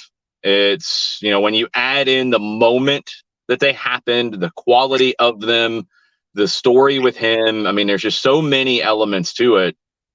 That game was as wild as it gets, as fun of an ending as it gets, and it should be, I think, maybe celebrated a little bit more. Can they be better? Yeah. And do they need to be better? Yeah. It's week one. These things happen. And the point that I made on Atlanta Soccer Tonight on Monday is game state factors into this a ton. Did they get outplayed by San Jose? No. I think Atlanta outplayed San Jose. I don't think Atlanta was bad for 90 minutes. You pick your narrative. I'm probably going to disagree with it about this game. I think the game state factors into it. The somewhat PTSD of having 11 games last year where you fell behind in the first 30 minutes and were only able to get 2 draws out of that. I think all of that factors in and maybe clouds what was a really wild, fun, important win. And you got to build on it. You don't concede early, you're in a much different situation. And that's going to be the story for Atlanta United, just like it was the story for Barcelona when they dominated possession, Manchester City right now when they dominate possession, Arsenal when they play the way that they want to. If you are a possession-based team and you fall behind early and teams can sit deeper and deeper as the night goes on and take away space, it's tough sledding. That's why you can't concede early. And we saw that play out. We also saw them fight through it and find a way to win, thanks to Thiago Almada at the end. And about an hour ago, it was announced by both the Albiceleste and Atlanta United. Lionel Scaloni's called up 35 players for Argentina's first friendlies following the title in the upcoming FIFA window. And Thiago Almada is on that list as they face Panama at the Monumental and Curacao at the Madrid de Ciudades Stadium in Santiago del Estero, March 23rd. And the second game is going to be after that. So once again, Thiago Almada called it for the national team. Yeah, no surprise. This is a celebration. These are celebration games for winning the World Cup. Will he go is going to be the question. He's called up, but Atlanta United's playing during that break. A lot of leagues are not. It's a FIFA window. So that will be the next question. My guess is that he'll be allowed to go because it is a special moment and it's a special celebration, which, again, you got to play without him. You got to figure out how to do that. And that's going to be a challenge for this team. And that's what it is. Emilio, I see the comment on the Twitch pitch. You can completely disagree with what I'm saying, but PTSD doesn't mean that a performance is bad. That's my point. You can be worried in a game. And I want to make this clear because I think, again, sometimes I think stuff gets taken out of context and twisted. When I'm saying that PTSD affected people's judgment of that game, you can be worried in a game because of it. I was. That's normal. You fall behind early, you're going to be worried no matter if it's happened a lot, if it's never happened. That's the game. But PTSD doesn't mean something is bad. It's how you process something. So there's a difference, and that needs to be understood here. When you come out and say it, and I'm not saying you did, Emilio, I'm saying people in general, the royal we. When people will say the team played bad, that's not accurate. That's not true. That's flat out wrong. The reason why it's being said is because of feelings and because of worry and because of concern and because of seeing it last year. But that doesn't make facts change. And that's my point. And if you disagree, completely cool. But that's how I feel. So that's it. That's what I got. I just wanted to be clear. All right. Study hall. What's it been like this week getting ready for Toronto, who had their first batch of crazy losing to DC on last weekend? A lot of questions because Lorenzo Insigne, Bob Bradley's, I think, playing mind games. He practiced on the side yesterday. I don't know how much practice that was. My hunch is that he doesn't play. I think just judging from what we saw in DC and his injury, I'd be surprised if they rush him back this early in the season. The only reason they would is their depth isn't very strong, and especially in that position. So I don't think he plays. Is he in the 18 or in the 20 now? Maybe, possibly, but I don't think he plays. I'm not expecting that. So the question is, what do they do? And being so early in the season, it's hard to tell because there's not much to go on. Do they stick with the 4-3-3 and play Ayo Akinola as a left winger who's going to come inside a lot like he did in DC? Do they play a DeAndre Kerr or Shaquille Marshall-Ruddy, who are more natural left wingers? Or do they play two up top with Akinola and Diomande up top with Bernardeschi maybe floating behind them? The thing about Bernardeschi is you go back to his time at Juve, he played in a number of positions. He's typically a winger, and he's typically an inverted winger. So he's going to cut inside on his left foot, try to go to goal, try to set up plays that way. But he's played as a 10 or a trequartista. He's played as a left winger. He's played as a second striker a little bit. As a true 9, not really. If you wanted to pair him with Diomande, you could do that in a 3-5-2 or 5-3-2. So all that's the question for Toronto is how do they come in and approach it? I think the keys for Atlanta is you want to pin that midfield back. You want to make Bradley have to stay home and defend. You want to make Osorio defend because when he gets forward, he's dangerous at all times. You want to make Mark Anthony Kaye defend because he wants to go chase the game. You want to make those guys have to sit and get pinned back. You want to make Richie Larea stay home because he's better going forward than he is sitting at home as a defender. So that's what Atlanta needs to do. That's what they're built to do. And if it's a game where Toronto says, look, we're not going to be able to do a lot here if we don't have Insigne, we'll try to hit on the break. We'll try to get Bernardeschi in space. We're going to sit back and defend. It's going to be a challenge to break them down. And that's welcome to Atlanta United soccer. Welcome to teams that want the ball. When you look at Atlanta United going up against this back line, they've added Matt Hedges in the offseason, Sean Johnson between the sticks for Toronto. When you look at the Atlanta attack going up against that back line, is there anybody in the John Nelson spot shadow, or are you just looking at that's your spot shadow? I don't know. Then who's in the Jason Longshore spot shadow? I don't have a spot shadow. I'm all about the whole group. And I think when you look at Toronto and their defense, it's a lot of new, whether it's Johnson, whether it's Hedges, whether it's Petretta. it's a lot of new. So you want to make them scramble a bit because, I mean, at least with Atlanta United, you've got muscle memory when it comes to Miles Robinson, Brooks Lennon playing together, a little bit with Andrew Gutman. Then Gutman and Parata have it. So, you have at least some foundational stuff. Brad Kazan, obviously, his voice, everybody knows that voice. So you've got those elements. With Toronto, it's a whole lot of new. So I think something that didn't happen enough in game one, but I do think will change a lot with Giacomakis and the team, and whether it's this week or next week, movement in the final third. You want to make them chase some shadows. And you go back to San Jose's goal. It was movement that created the opening. They took advantage of it. The movement in the final third has to be better. And that can be with the ball or without, but it's got to be better to open up spaces. I know, and as the busiest man in the sport of football, I know that your time with us is limited. When you look at the rest of the matches this weekend, since we're here in the middle of Weekend Whiparound, what other matches stick out to you? Man, I've been so locked into this one that I haven't jumped too much into the others, but I think the one that I'm going to be most interested in is, and it's a little bit selfish because we see them next week, is Charlotte at St. Louis. I think Charlotte was one of the most disappointing teams in terms of performance in week one. And I mean, they're home. They didn't look great. I think they've got a lot of things to work through.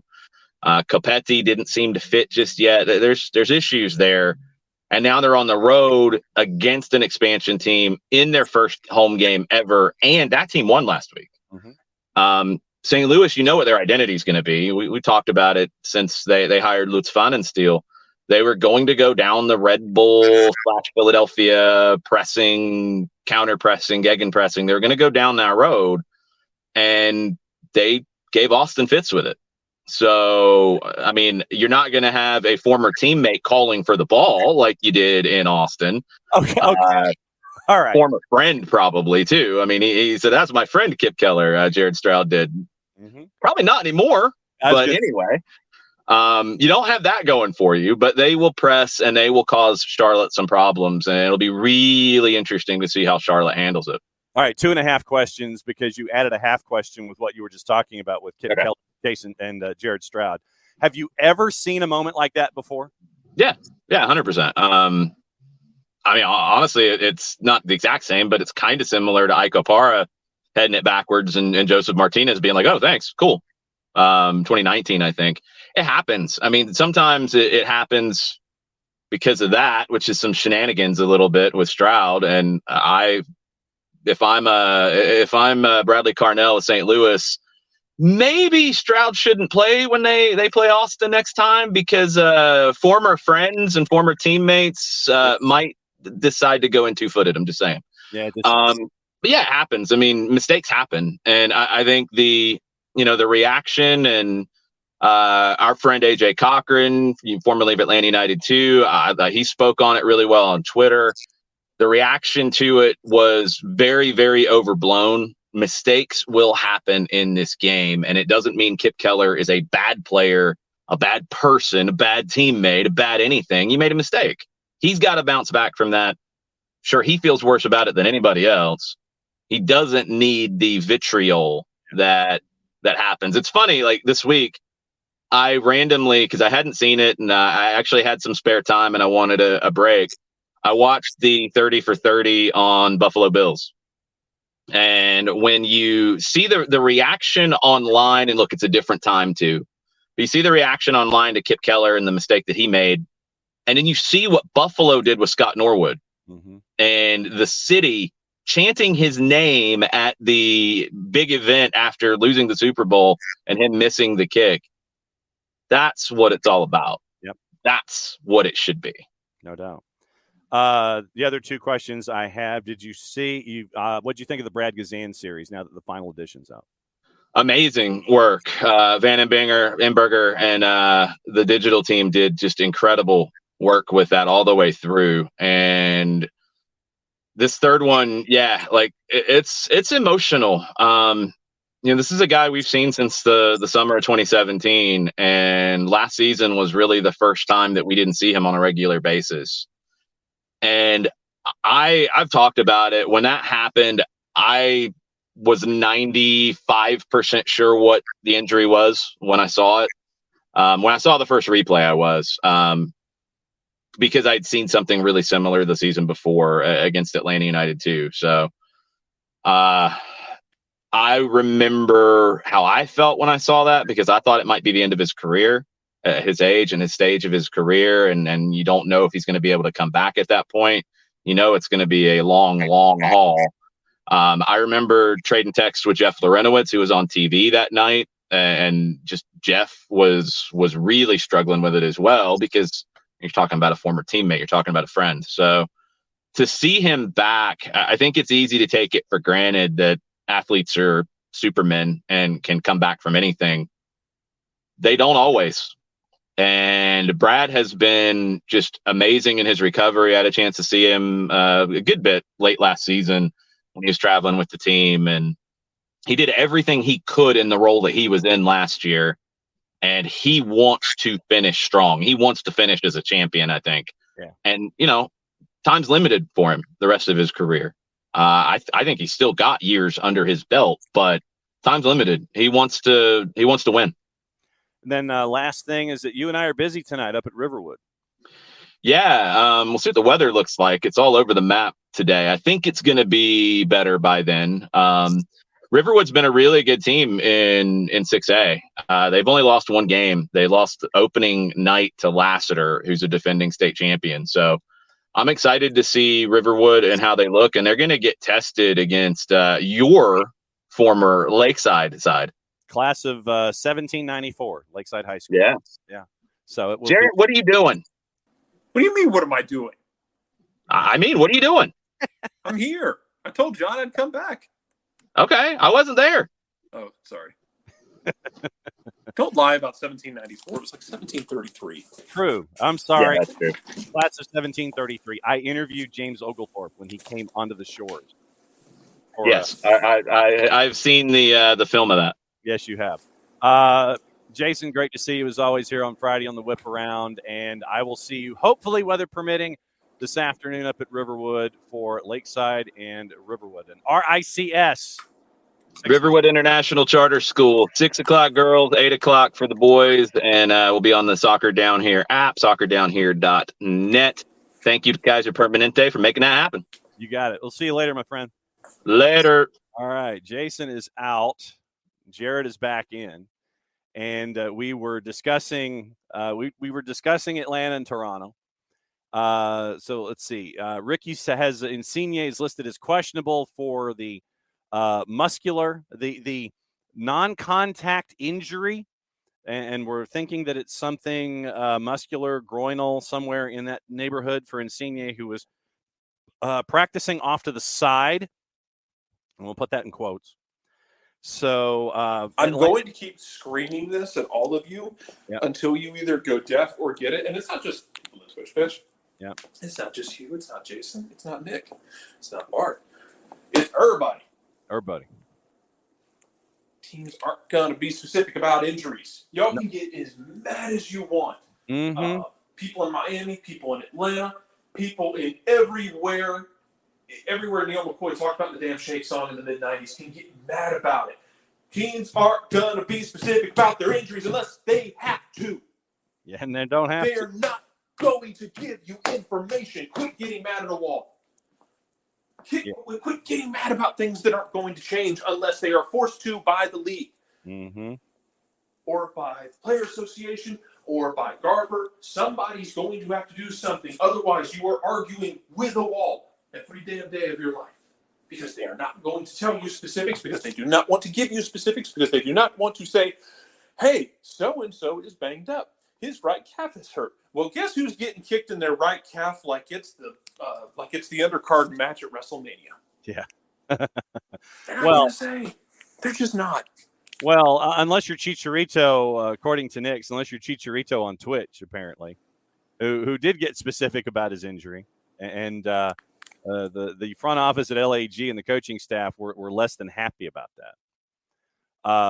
So I guess the lesson here is don't go on Twitch to tell folks about your injuries. Alex has the note that indoor Jared is very angry. Outdoor bird chirping Jared is much more calm. Outdoor bird chirping Jared has a big Radagast, the brown energy about him. This version has much more of a mouth of Sauron about him. Yes. Which are both outside, ironically, but neither here nor there. Yes.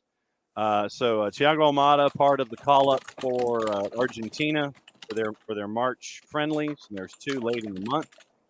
So we'll see if that happens. We'll talk to Jason about it, and because of the fact that it's a celebratory kind of a thing, you're not going to take that kind of an opportunity away from Thiago Almada. So that got announced this morning. Steve, man, you're even angry typing. No, that's normal typing. It's just a mechanical keyboard. I like the mechanical keyboard. I like the therapy that comes with a mechanical keyboard. Also, that's not even my loud one. No. That's not the loud one. That's the quiet one. Atlanta United on the juice boxes is a -154. Your draw is a +330. Toronto FC is a +357 in the composite. So what do you think? Despite the argument from MLS.com of, Thiago Almada can't carry them all the whole way. Stop it. Bernardeschi can carry Toronto the whole way. Absolutely. I guess that's a thing. Stop with that. Man, that is just insane. But I think I really do like Atlanta in this matchup. Just because for the same reason we saw at the end of last year, I still don't know that Toronto can actually defend. And by the way, that's the loud one. Okay. But no, I keep 2 keyboards. That's my life. The notion that Thiago Almada can't carry Atlanta United, but Bernardeschi can carry Toronto FC by the national media is an absolute falsehood. And we know why that happens is that, individuals at the national level don't quite do the level of research they should. And they talk in generalities because they see something and obviously think that an incident equals the actual form in the overall, which is not the case. Just because you see a highlight doesn't mean that was exactly what happened in the overall. And to Michael's point, I'm just annoyed. I'm honestly annoyed by the fact that I can scream this into the ether that when people get mad about, they didn't specify that injury. No shit, Sherlock. They haven't specified injuries for. There goes our kids rate. There's the explicit rating for today. Yeah, here goes the rating for everyone rating. They're not going to give that information out willy-nilly. They're going to.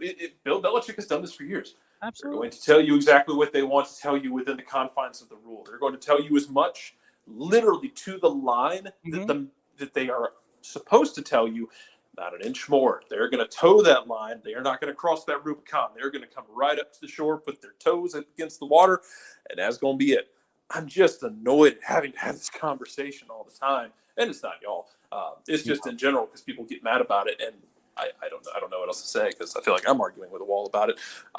Yes, if I can roll up to Mercedes-Benz and a rapid-powered sled, that's exactly what's going to happen. Man. Actually, no. And Alex, there's no ketchup in my life. Actually, if anything, I'm probably going to make buttered chicken today. So. There you go. In theory, Ricky, missing the Columbus match, maybe back for Red Bull, so we'll see, depending on when that second match is. Like I said, you anticipate because this is a celebration that you're going to get that you're going to let him go. So we'll see what happens there. We talked about it with Jason, the issues at the back with the unfamiliarity with everybody, still trying to figure out, okay, who goes where, who does what, and what have you. I think that Toronto FC offensively is different without Insigne than with obviously. But that's what you're staring at there with Toronto FC. Yeah, you've got folks. You brought folks in. You're anticipating that Bob Bradley will want to have his younger players that have come through the academy help out.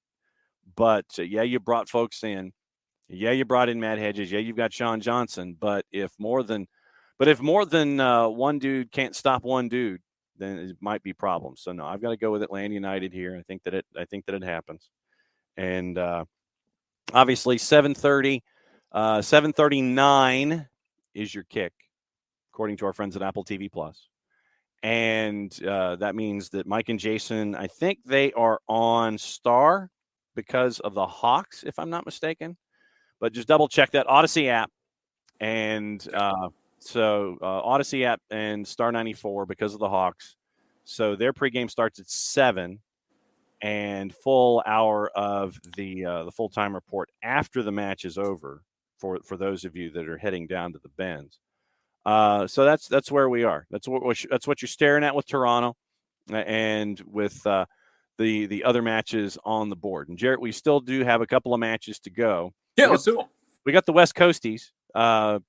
We were going to start Colorado and Sporting before Jason chimed in, so we got 3 to go. Colorado, who laid an absolute egg, and I'm sorry I'm insulting poultry here and their output. You want the really scary question is, what if? Because this is the question we always ask after week 1, is who had an outlier and who is kind of showing you who they might be? Yeah. What if that's who they are? Yeah, and that's the thing. Colorado, once again, giving up 3 of the flukiest goals that you will ever think of. This is weird. 3 weird goals given up by the defense. And William Yarborough, I think he had like 7,000 saves in this match and was basically back there by himself at points facing the rapid-fire offense of Seattle. But Colorado, even money plus 100. They're the favorite. As Sporting comes to town at a plus 250, your draws a plus 269. I'm kind of like, I got to go Sporting here from what I saw in week 1 with Colorado, even though the Prairie Dogs are there with you. Yeah, give me Sporting. Sporting made an interesting move, like, locking up Peter Vermes for another stretch. Vermes would be an interesting one for the national team, whether as a coach or above the coach in kind of that national team GM role. But he looks like he's going to extend his stay at Sporting, at least on paper, for the time being. Yes. This is a huge bounce back year for them. It has to be, because they had a lot of injuries last year, and really struggled for most of the season, except for a little bit at the third quarter pole towards the stretch run.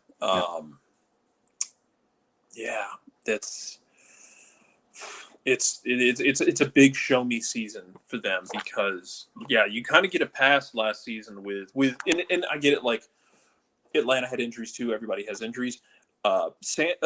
Kansas City doesn't have that same depth, and they got hit, and it's kind of like they got hit in the exact particular spots they cannot afford to get hit in, and they had a worst case scenario. How they bounce back this year is going to be important. Give me them in this one. And I still wonder if Colorado's going to jump up and shank a couple folks, but not consistently live at the top of the table like they did a couple years ago, like that during that magical run. Yep. Your Quakes, by the way, at 10:30 Eastern, hosting the Vancouver Whitecaps. You're a favorite at a minus 105. Your draws a plus 281, and the Caps are a plus 254. Minus 105 at PayPal Park. I've got to go in your direction, because Vancouver on the road is an entirely different team than they are at BC Place. Yeah. I think the Quakes will be fine this year. Yeah. Does that mean they'll make the playoffs? I don't know, man. It's year 1. You're transitioning out of the Mateus Almeida era, which didn't go well. I think they'll be fine, man. Jeremy Abobasi gonna be a problem. Still can't believe, like, it's still very weird to me sometimes that, like, Portland was like, yeah, you can go, we don't care. Dude racked up 17 goals last year. He's probably gonna match that or better this year. Good on him. He's kind of hitting his stride, and it makes sense because he's 27, I think. How old is Jeremy Abobasi? What is Wikipedia? He's 26. He's 26 years old. So he might be hitting his stride right now. You want a parallel, by the way? This is about the time in Yakumakis' career where he started to, like, really blow up, by the way, when he was with VVV Venlo. It was about the same time, 25, 26 years old. And then Sounders and RSL at Lumen at 10:30. Seattle -152. RSL's basically a +400. I got to go Sounders here out of the blocks with 2 wins. Yeah, man. Siggy Schmidt's just gone. Siggy Schmidt, I'm sorry. Brian Schmetzer. God rest Siggy Schmidt. That's still associating him. Jesus. Brian Schmetzer just going to open another pivot table up and just, and by pivot table, I mean can of whoop ass. Yep. No, we have not, Nick's talked about Zendejas appearing as if he's recommitting to the men's national team for the U.S., not getting called up by Mexico due to his not completing paperwork. So that's obviously good for Anthony Hudson and whoever's going to be in charge. Note out of the USL Championship, Leo Fernandez is going to miss the upcoming 2023 season after suffering a ruptured left Achilles tendon during a recent preseason match. So Neil Collins will be without one of his heavyweights in Leo Fernandez for the 2023 season. And it was announced yesterday that all the matches in the championship and League One will be on ESPN Plus. And November 5 and November 12 will be your championship games in those leagues. League One final November 5 as the Tormenta Magenta try to go back-to-back. And November 12 will be the USL Championship final. But the Rowdies will be without Leo Fernandez for the 2023 season. So bad news for Tampa Bay Rowdies fans. And Leo Fernandez out for the 2023 season. So let's see. Yeah, I know DM Tim. I know a lot of folks were thinking 7:30 sharp with Apple taking over, but they're taking that extra minute. They're going the other way, 7:39. So we'll see what happens with Apple TV Plus. Let's see. What else is on your mind before we get into gossip, rumor, and innuendo and the remainder of the show, Jarrett? Man, you know what? Not a ton, honestly. Just excited for the weekend. Yep. I want to see. Well, I do want to see how. I know we kind of like spiraled off into complaints about Bernardeschi and Thiago Almada, but I do want to see how. Talk to Sam Jones about this during the week about how that midfield's going to go. Right. You're going to get another performance like that from Franco Ibarra, then I think you're feeling good about life. Especially if he's able to build on that and clean up some of the mistakes. Yeah, man. Build off of that and just put a target on Bernardeschi's back and just let Franco Ibarra put him in hell. It'd be wonderful to see, especially what Atlanta did in the second half. We're not even where they're just and they're providing the press. Yeah, but where you are right on their back, where they can't turn, they cannot. Every time they try and advance the ball, they're in the middle of a tackle and they're having to survive that first kind of getting there right as the wide receiver makes a catch. Mm-hmm. Where there is no, you're either going to jostle it loose or they're going down with nothing, no yak. I want to see if they're able to do that. It sounds like Giacomakis is going to be available. We talked about this yesterday. I've talked about this week. He has not played significant minutes since the middle of January. Mm-hmm. I'm not expecting 90 minutes from him. I don't think I'm expecting 90 minutes next week. Yeah. It's going to take a bit of time to ramp him up. I'm sure he's been doing conditioning, but it's just a different animal in the middle of the game. If he could, and I'm wondering if you start Miguel Berry, if he can give me 25 minutes, man, that'd be awesome. Yeah. A perfect magical world is you're up 2-0 or 3-1 or something, and you're able to bring him in the 75th minute to the thunderous applause. Yes. And he can just get his run out there, and you're just trying to kind of coast it. Yeah. That's and there's been some talk in the Twitch pitch about Sosa's suspension. He's back next week for the match at Charlotte. So, yeah. That's good and done there. So gossip, rumor, and innuendo before we get into what's on TV today. Real Madrid evaluating the long-term futures of Luka Modric and Toni Kroos before committing to a move for Jude Bellingham. Also keeping tabs on Bruno Guimaraes for the remainder of this year as a potential alternative to Jude Bellingham. Liverpool front runners to sign Mason Mount. That's from the four-letter paper. Take the information at your own peril. Chelsea renewed their interest in Josko Vardiol from RB Leipzig. Manchester City and Tottenham also there as well, looking at the £97 million release clause. Inter Milan hoping to sign Naby Keita this summer when his contract expires at Liverpool. Hassem Aouar at Lyon, close to signing for Eintracht Frankfurt on a free after turning down a move to Manchester United.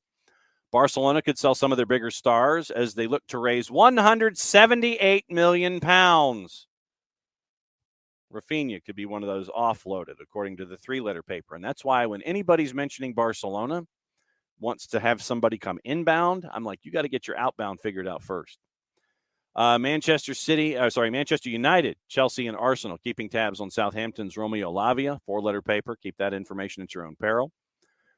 Tottenham eyeing a move for Bristol City midfielder Alex Scott, the 19-year-old, is also interesting. Crystal Palace and West Ham from the three-letter paper. Nicola Shearer, Leicester, and Everton monitoring Bologna midfielder Lewis Ferguson. Jared, you know about Lewis Ferguson. I do.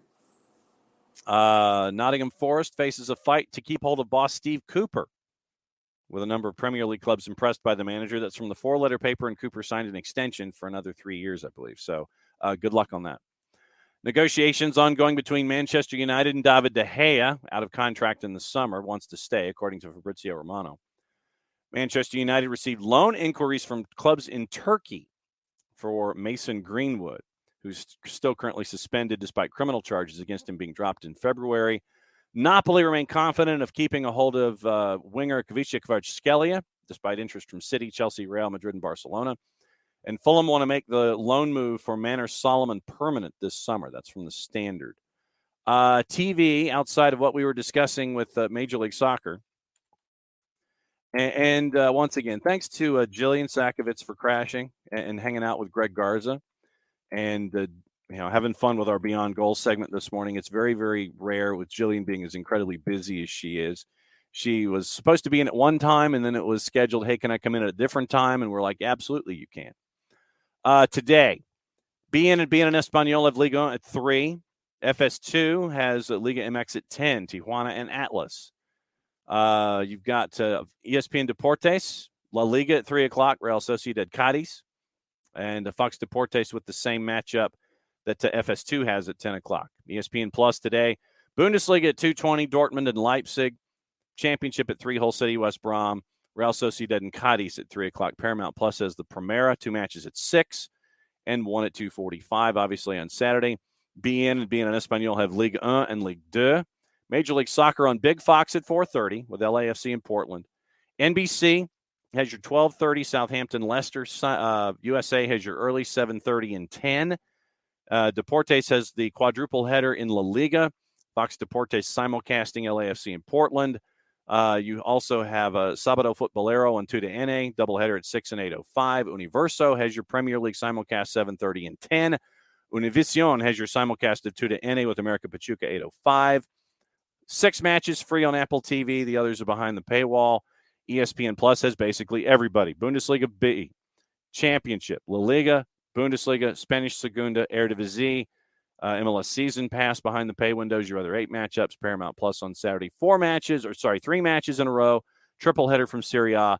And they have 5 matches from the Argentina Primera. Obviously, Jarrett and I will have salty takeaways once again in after the match, late night Saturday, covering the match against Toronto and Atlanta United. Looking forward to seeing all the 17s out there as well. I know that you are also gearing up for the Philadelphia match, and if Tom is correct, that the Tifa will be a big Georgia driver's license. So looking forward to seeing that. So, Jared, as we wrap up another week and get ready for Atlanta and Toronto, what else is on your mind before we go? I am sorry. Ricky is directing my attention to apparently SEC moving closer to a 9-game scheduling format. Nick Saban tells us, I know Alabama's proposed 3 permanent opponents should be more balanced. They're giving us Tennessee, Auburn, and LSU. I don't know how they come to that. Okay, Nick. I mean, I know Nick's playing. I know Nick's playing his. I know Nick's playing his field as he is so often does. But this is gonna be weird. Well, yeah. I mean, like when is it ever not? Again, as I think it was the Fullcast did like a draft where there's like talking about who the 3 permanent opponents would be. It's like LSU and Auburn have to play each other every year, right? Mm-hmm. Like, you have to, because LSU and Auburn, as it was mentioned, I think it was Jason Kirk said, like, LSU and Auburn is always like 24-21, but they're going to get to 24-21 in the weirdest way that anyone has ever gotten to that score line, and there's no way to predict it. Oh, absolutely. They're going to find a way to get there that you didn't know was possible. Okay. So a couple of reminders before we go. Yes. If you have not signed up for the Fantasy League, sign up for the Fantasy League. Jason Wright Agency on Facebook, Jason Wright with a WAGEN on the Twitters, and sign up for the Fantasy League. Sign up, and get friends to sign up as well. So share the link, have them sign up. We got stuff, and there'll be another fun year with everybody with Jason Wright. And also on the board, remember, we were talking about 6 and 8 tonight. Riverwood, Lakeside, soccerdownhere.net, SDH app, boys and girls at 6, boys at 8. I'll be doing the girls game. Jason will be doing the boys game. Weather permitting, obviously, we'll keep an eye on that. For those of you outside the Georgia part of the footprint, we know that there was some rough weather last night in Shreveport. Saw the live shots on Justin Michaels and the Weather Channel late last night. Obviously, it's going to get really nasty at points later this morning, early part of the afternoon. So everybody, please just stay safe. And we want you to be a part of everything on Saturday. If you're here locally, be a part of your local club as you're getting close to how things are going on. Still waiting for the announcement from MLS Next Pro about when the league starts. Some teams in their releases, when they're talking about their second teams, are saying the 26th. So we'll keep an eye on that. But MLS Next Pro coming up around the corner. Yeah, we're probably going to go to Huntsville. At least I will, just to kind of hang out and catch up with Jack. I might have to go to Huntsville to get. I don't know. Have y'all seen the jerseys? Oh, that's tremendous. That, like, I think it's the 256. The supporters group did. Yes. Holy Moses, Batman. Yes, that was tremendous. We got to find. Will, do us a favor. Find out about those jerseys. Find out about those jerseys that they posted. The 256 posted on their Twitter account. Yes, we all need to have them shipped here. And also, it's great that the supporters group is going to get time on local radio, according to Will as well. So, man, you'd love to see it. Very, very cool stuff up there in Huntsville. And so, yeah, we'll probably be checking in with Jack in Hunt City and seeing what's going on up there once we get a schedule announced from our friends at MLS Next Pro. So, yeah, Soccernauts 256. Yes. So that's who we need to find out about these jerseys and get those jerseys. And so Michael Valverde with a question, probably a little too early right now, maybe midweek. Michael, re-ask it, but we'll go ahead and post the question before we go. Where are the United fans? Where are the 17s gathering prior to the Charlotte match? And once again, we'll try to see if we can get either Willie P or Jess or both to come in to talk about Charlotte. And we'll see what happens there. So that's another week. And so what we're going to do, once again, we got soccer tonight. Games of the week. If you miss Soccer's in Session, the weekly wrap-up show, preview show, caught up with some coaches in Middle Georgia with the coach at Perry, coach at Veterans, talking about the boys and the girls games and the hot starts, the undefeated starts that they have down there in Central Georgia. So very, very cool stuff. It's another week here at SDH. So, Jared, if you would please send us home. Mucha Plata, y'all will be discussing SEC scheduling on the Discord because, my God, that's not going to end. Also, after we do our takeaway, I will attempt to actually have a reasonably timed, like, we'll open the Discord channel. Like, and y'all are always welcome to do it, of course. Open the Discord channel to everybody complaining about the game Saturday night. We'll try and do it at a reasonable time this time. Yes, because we all are about being reasonable. And of course, all you have access to, it's open to whenever you want. I don't care. Yes. So there you go, folks. That's another week of SDH. He said, Mucha Plata, y'all play it safe, everybody. Since it's the end of the show, that means I get to do this. We'll catch up with you at Salty on the weekend. Back at it Monday morning for another Reaction Monday. Play it safe, everybody.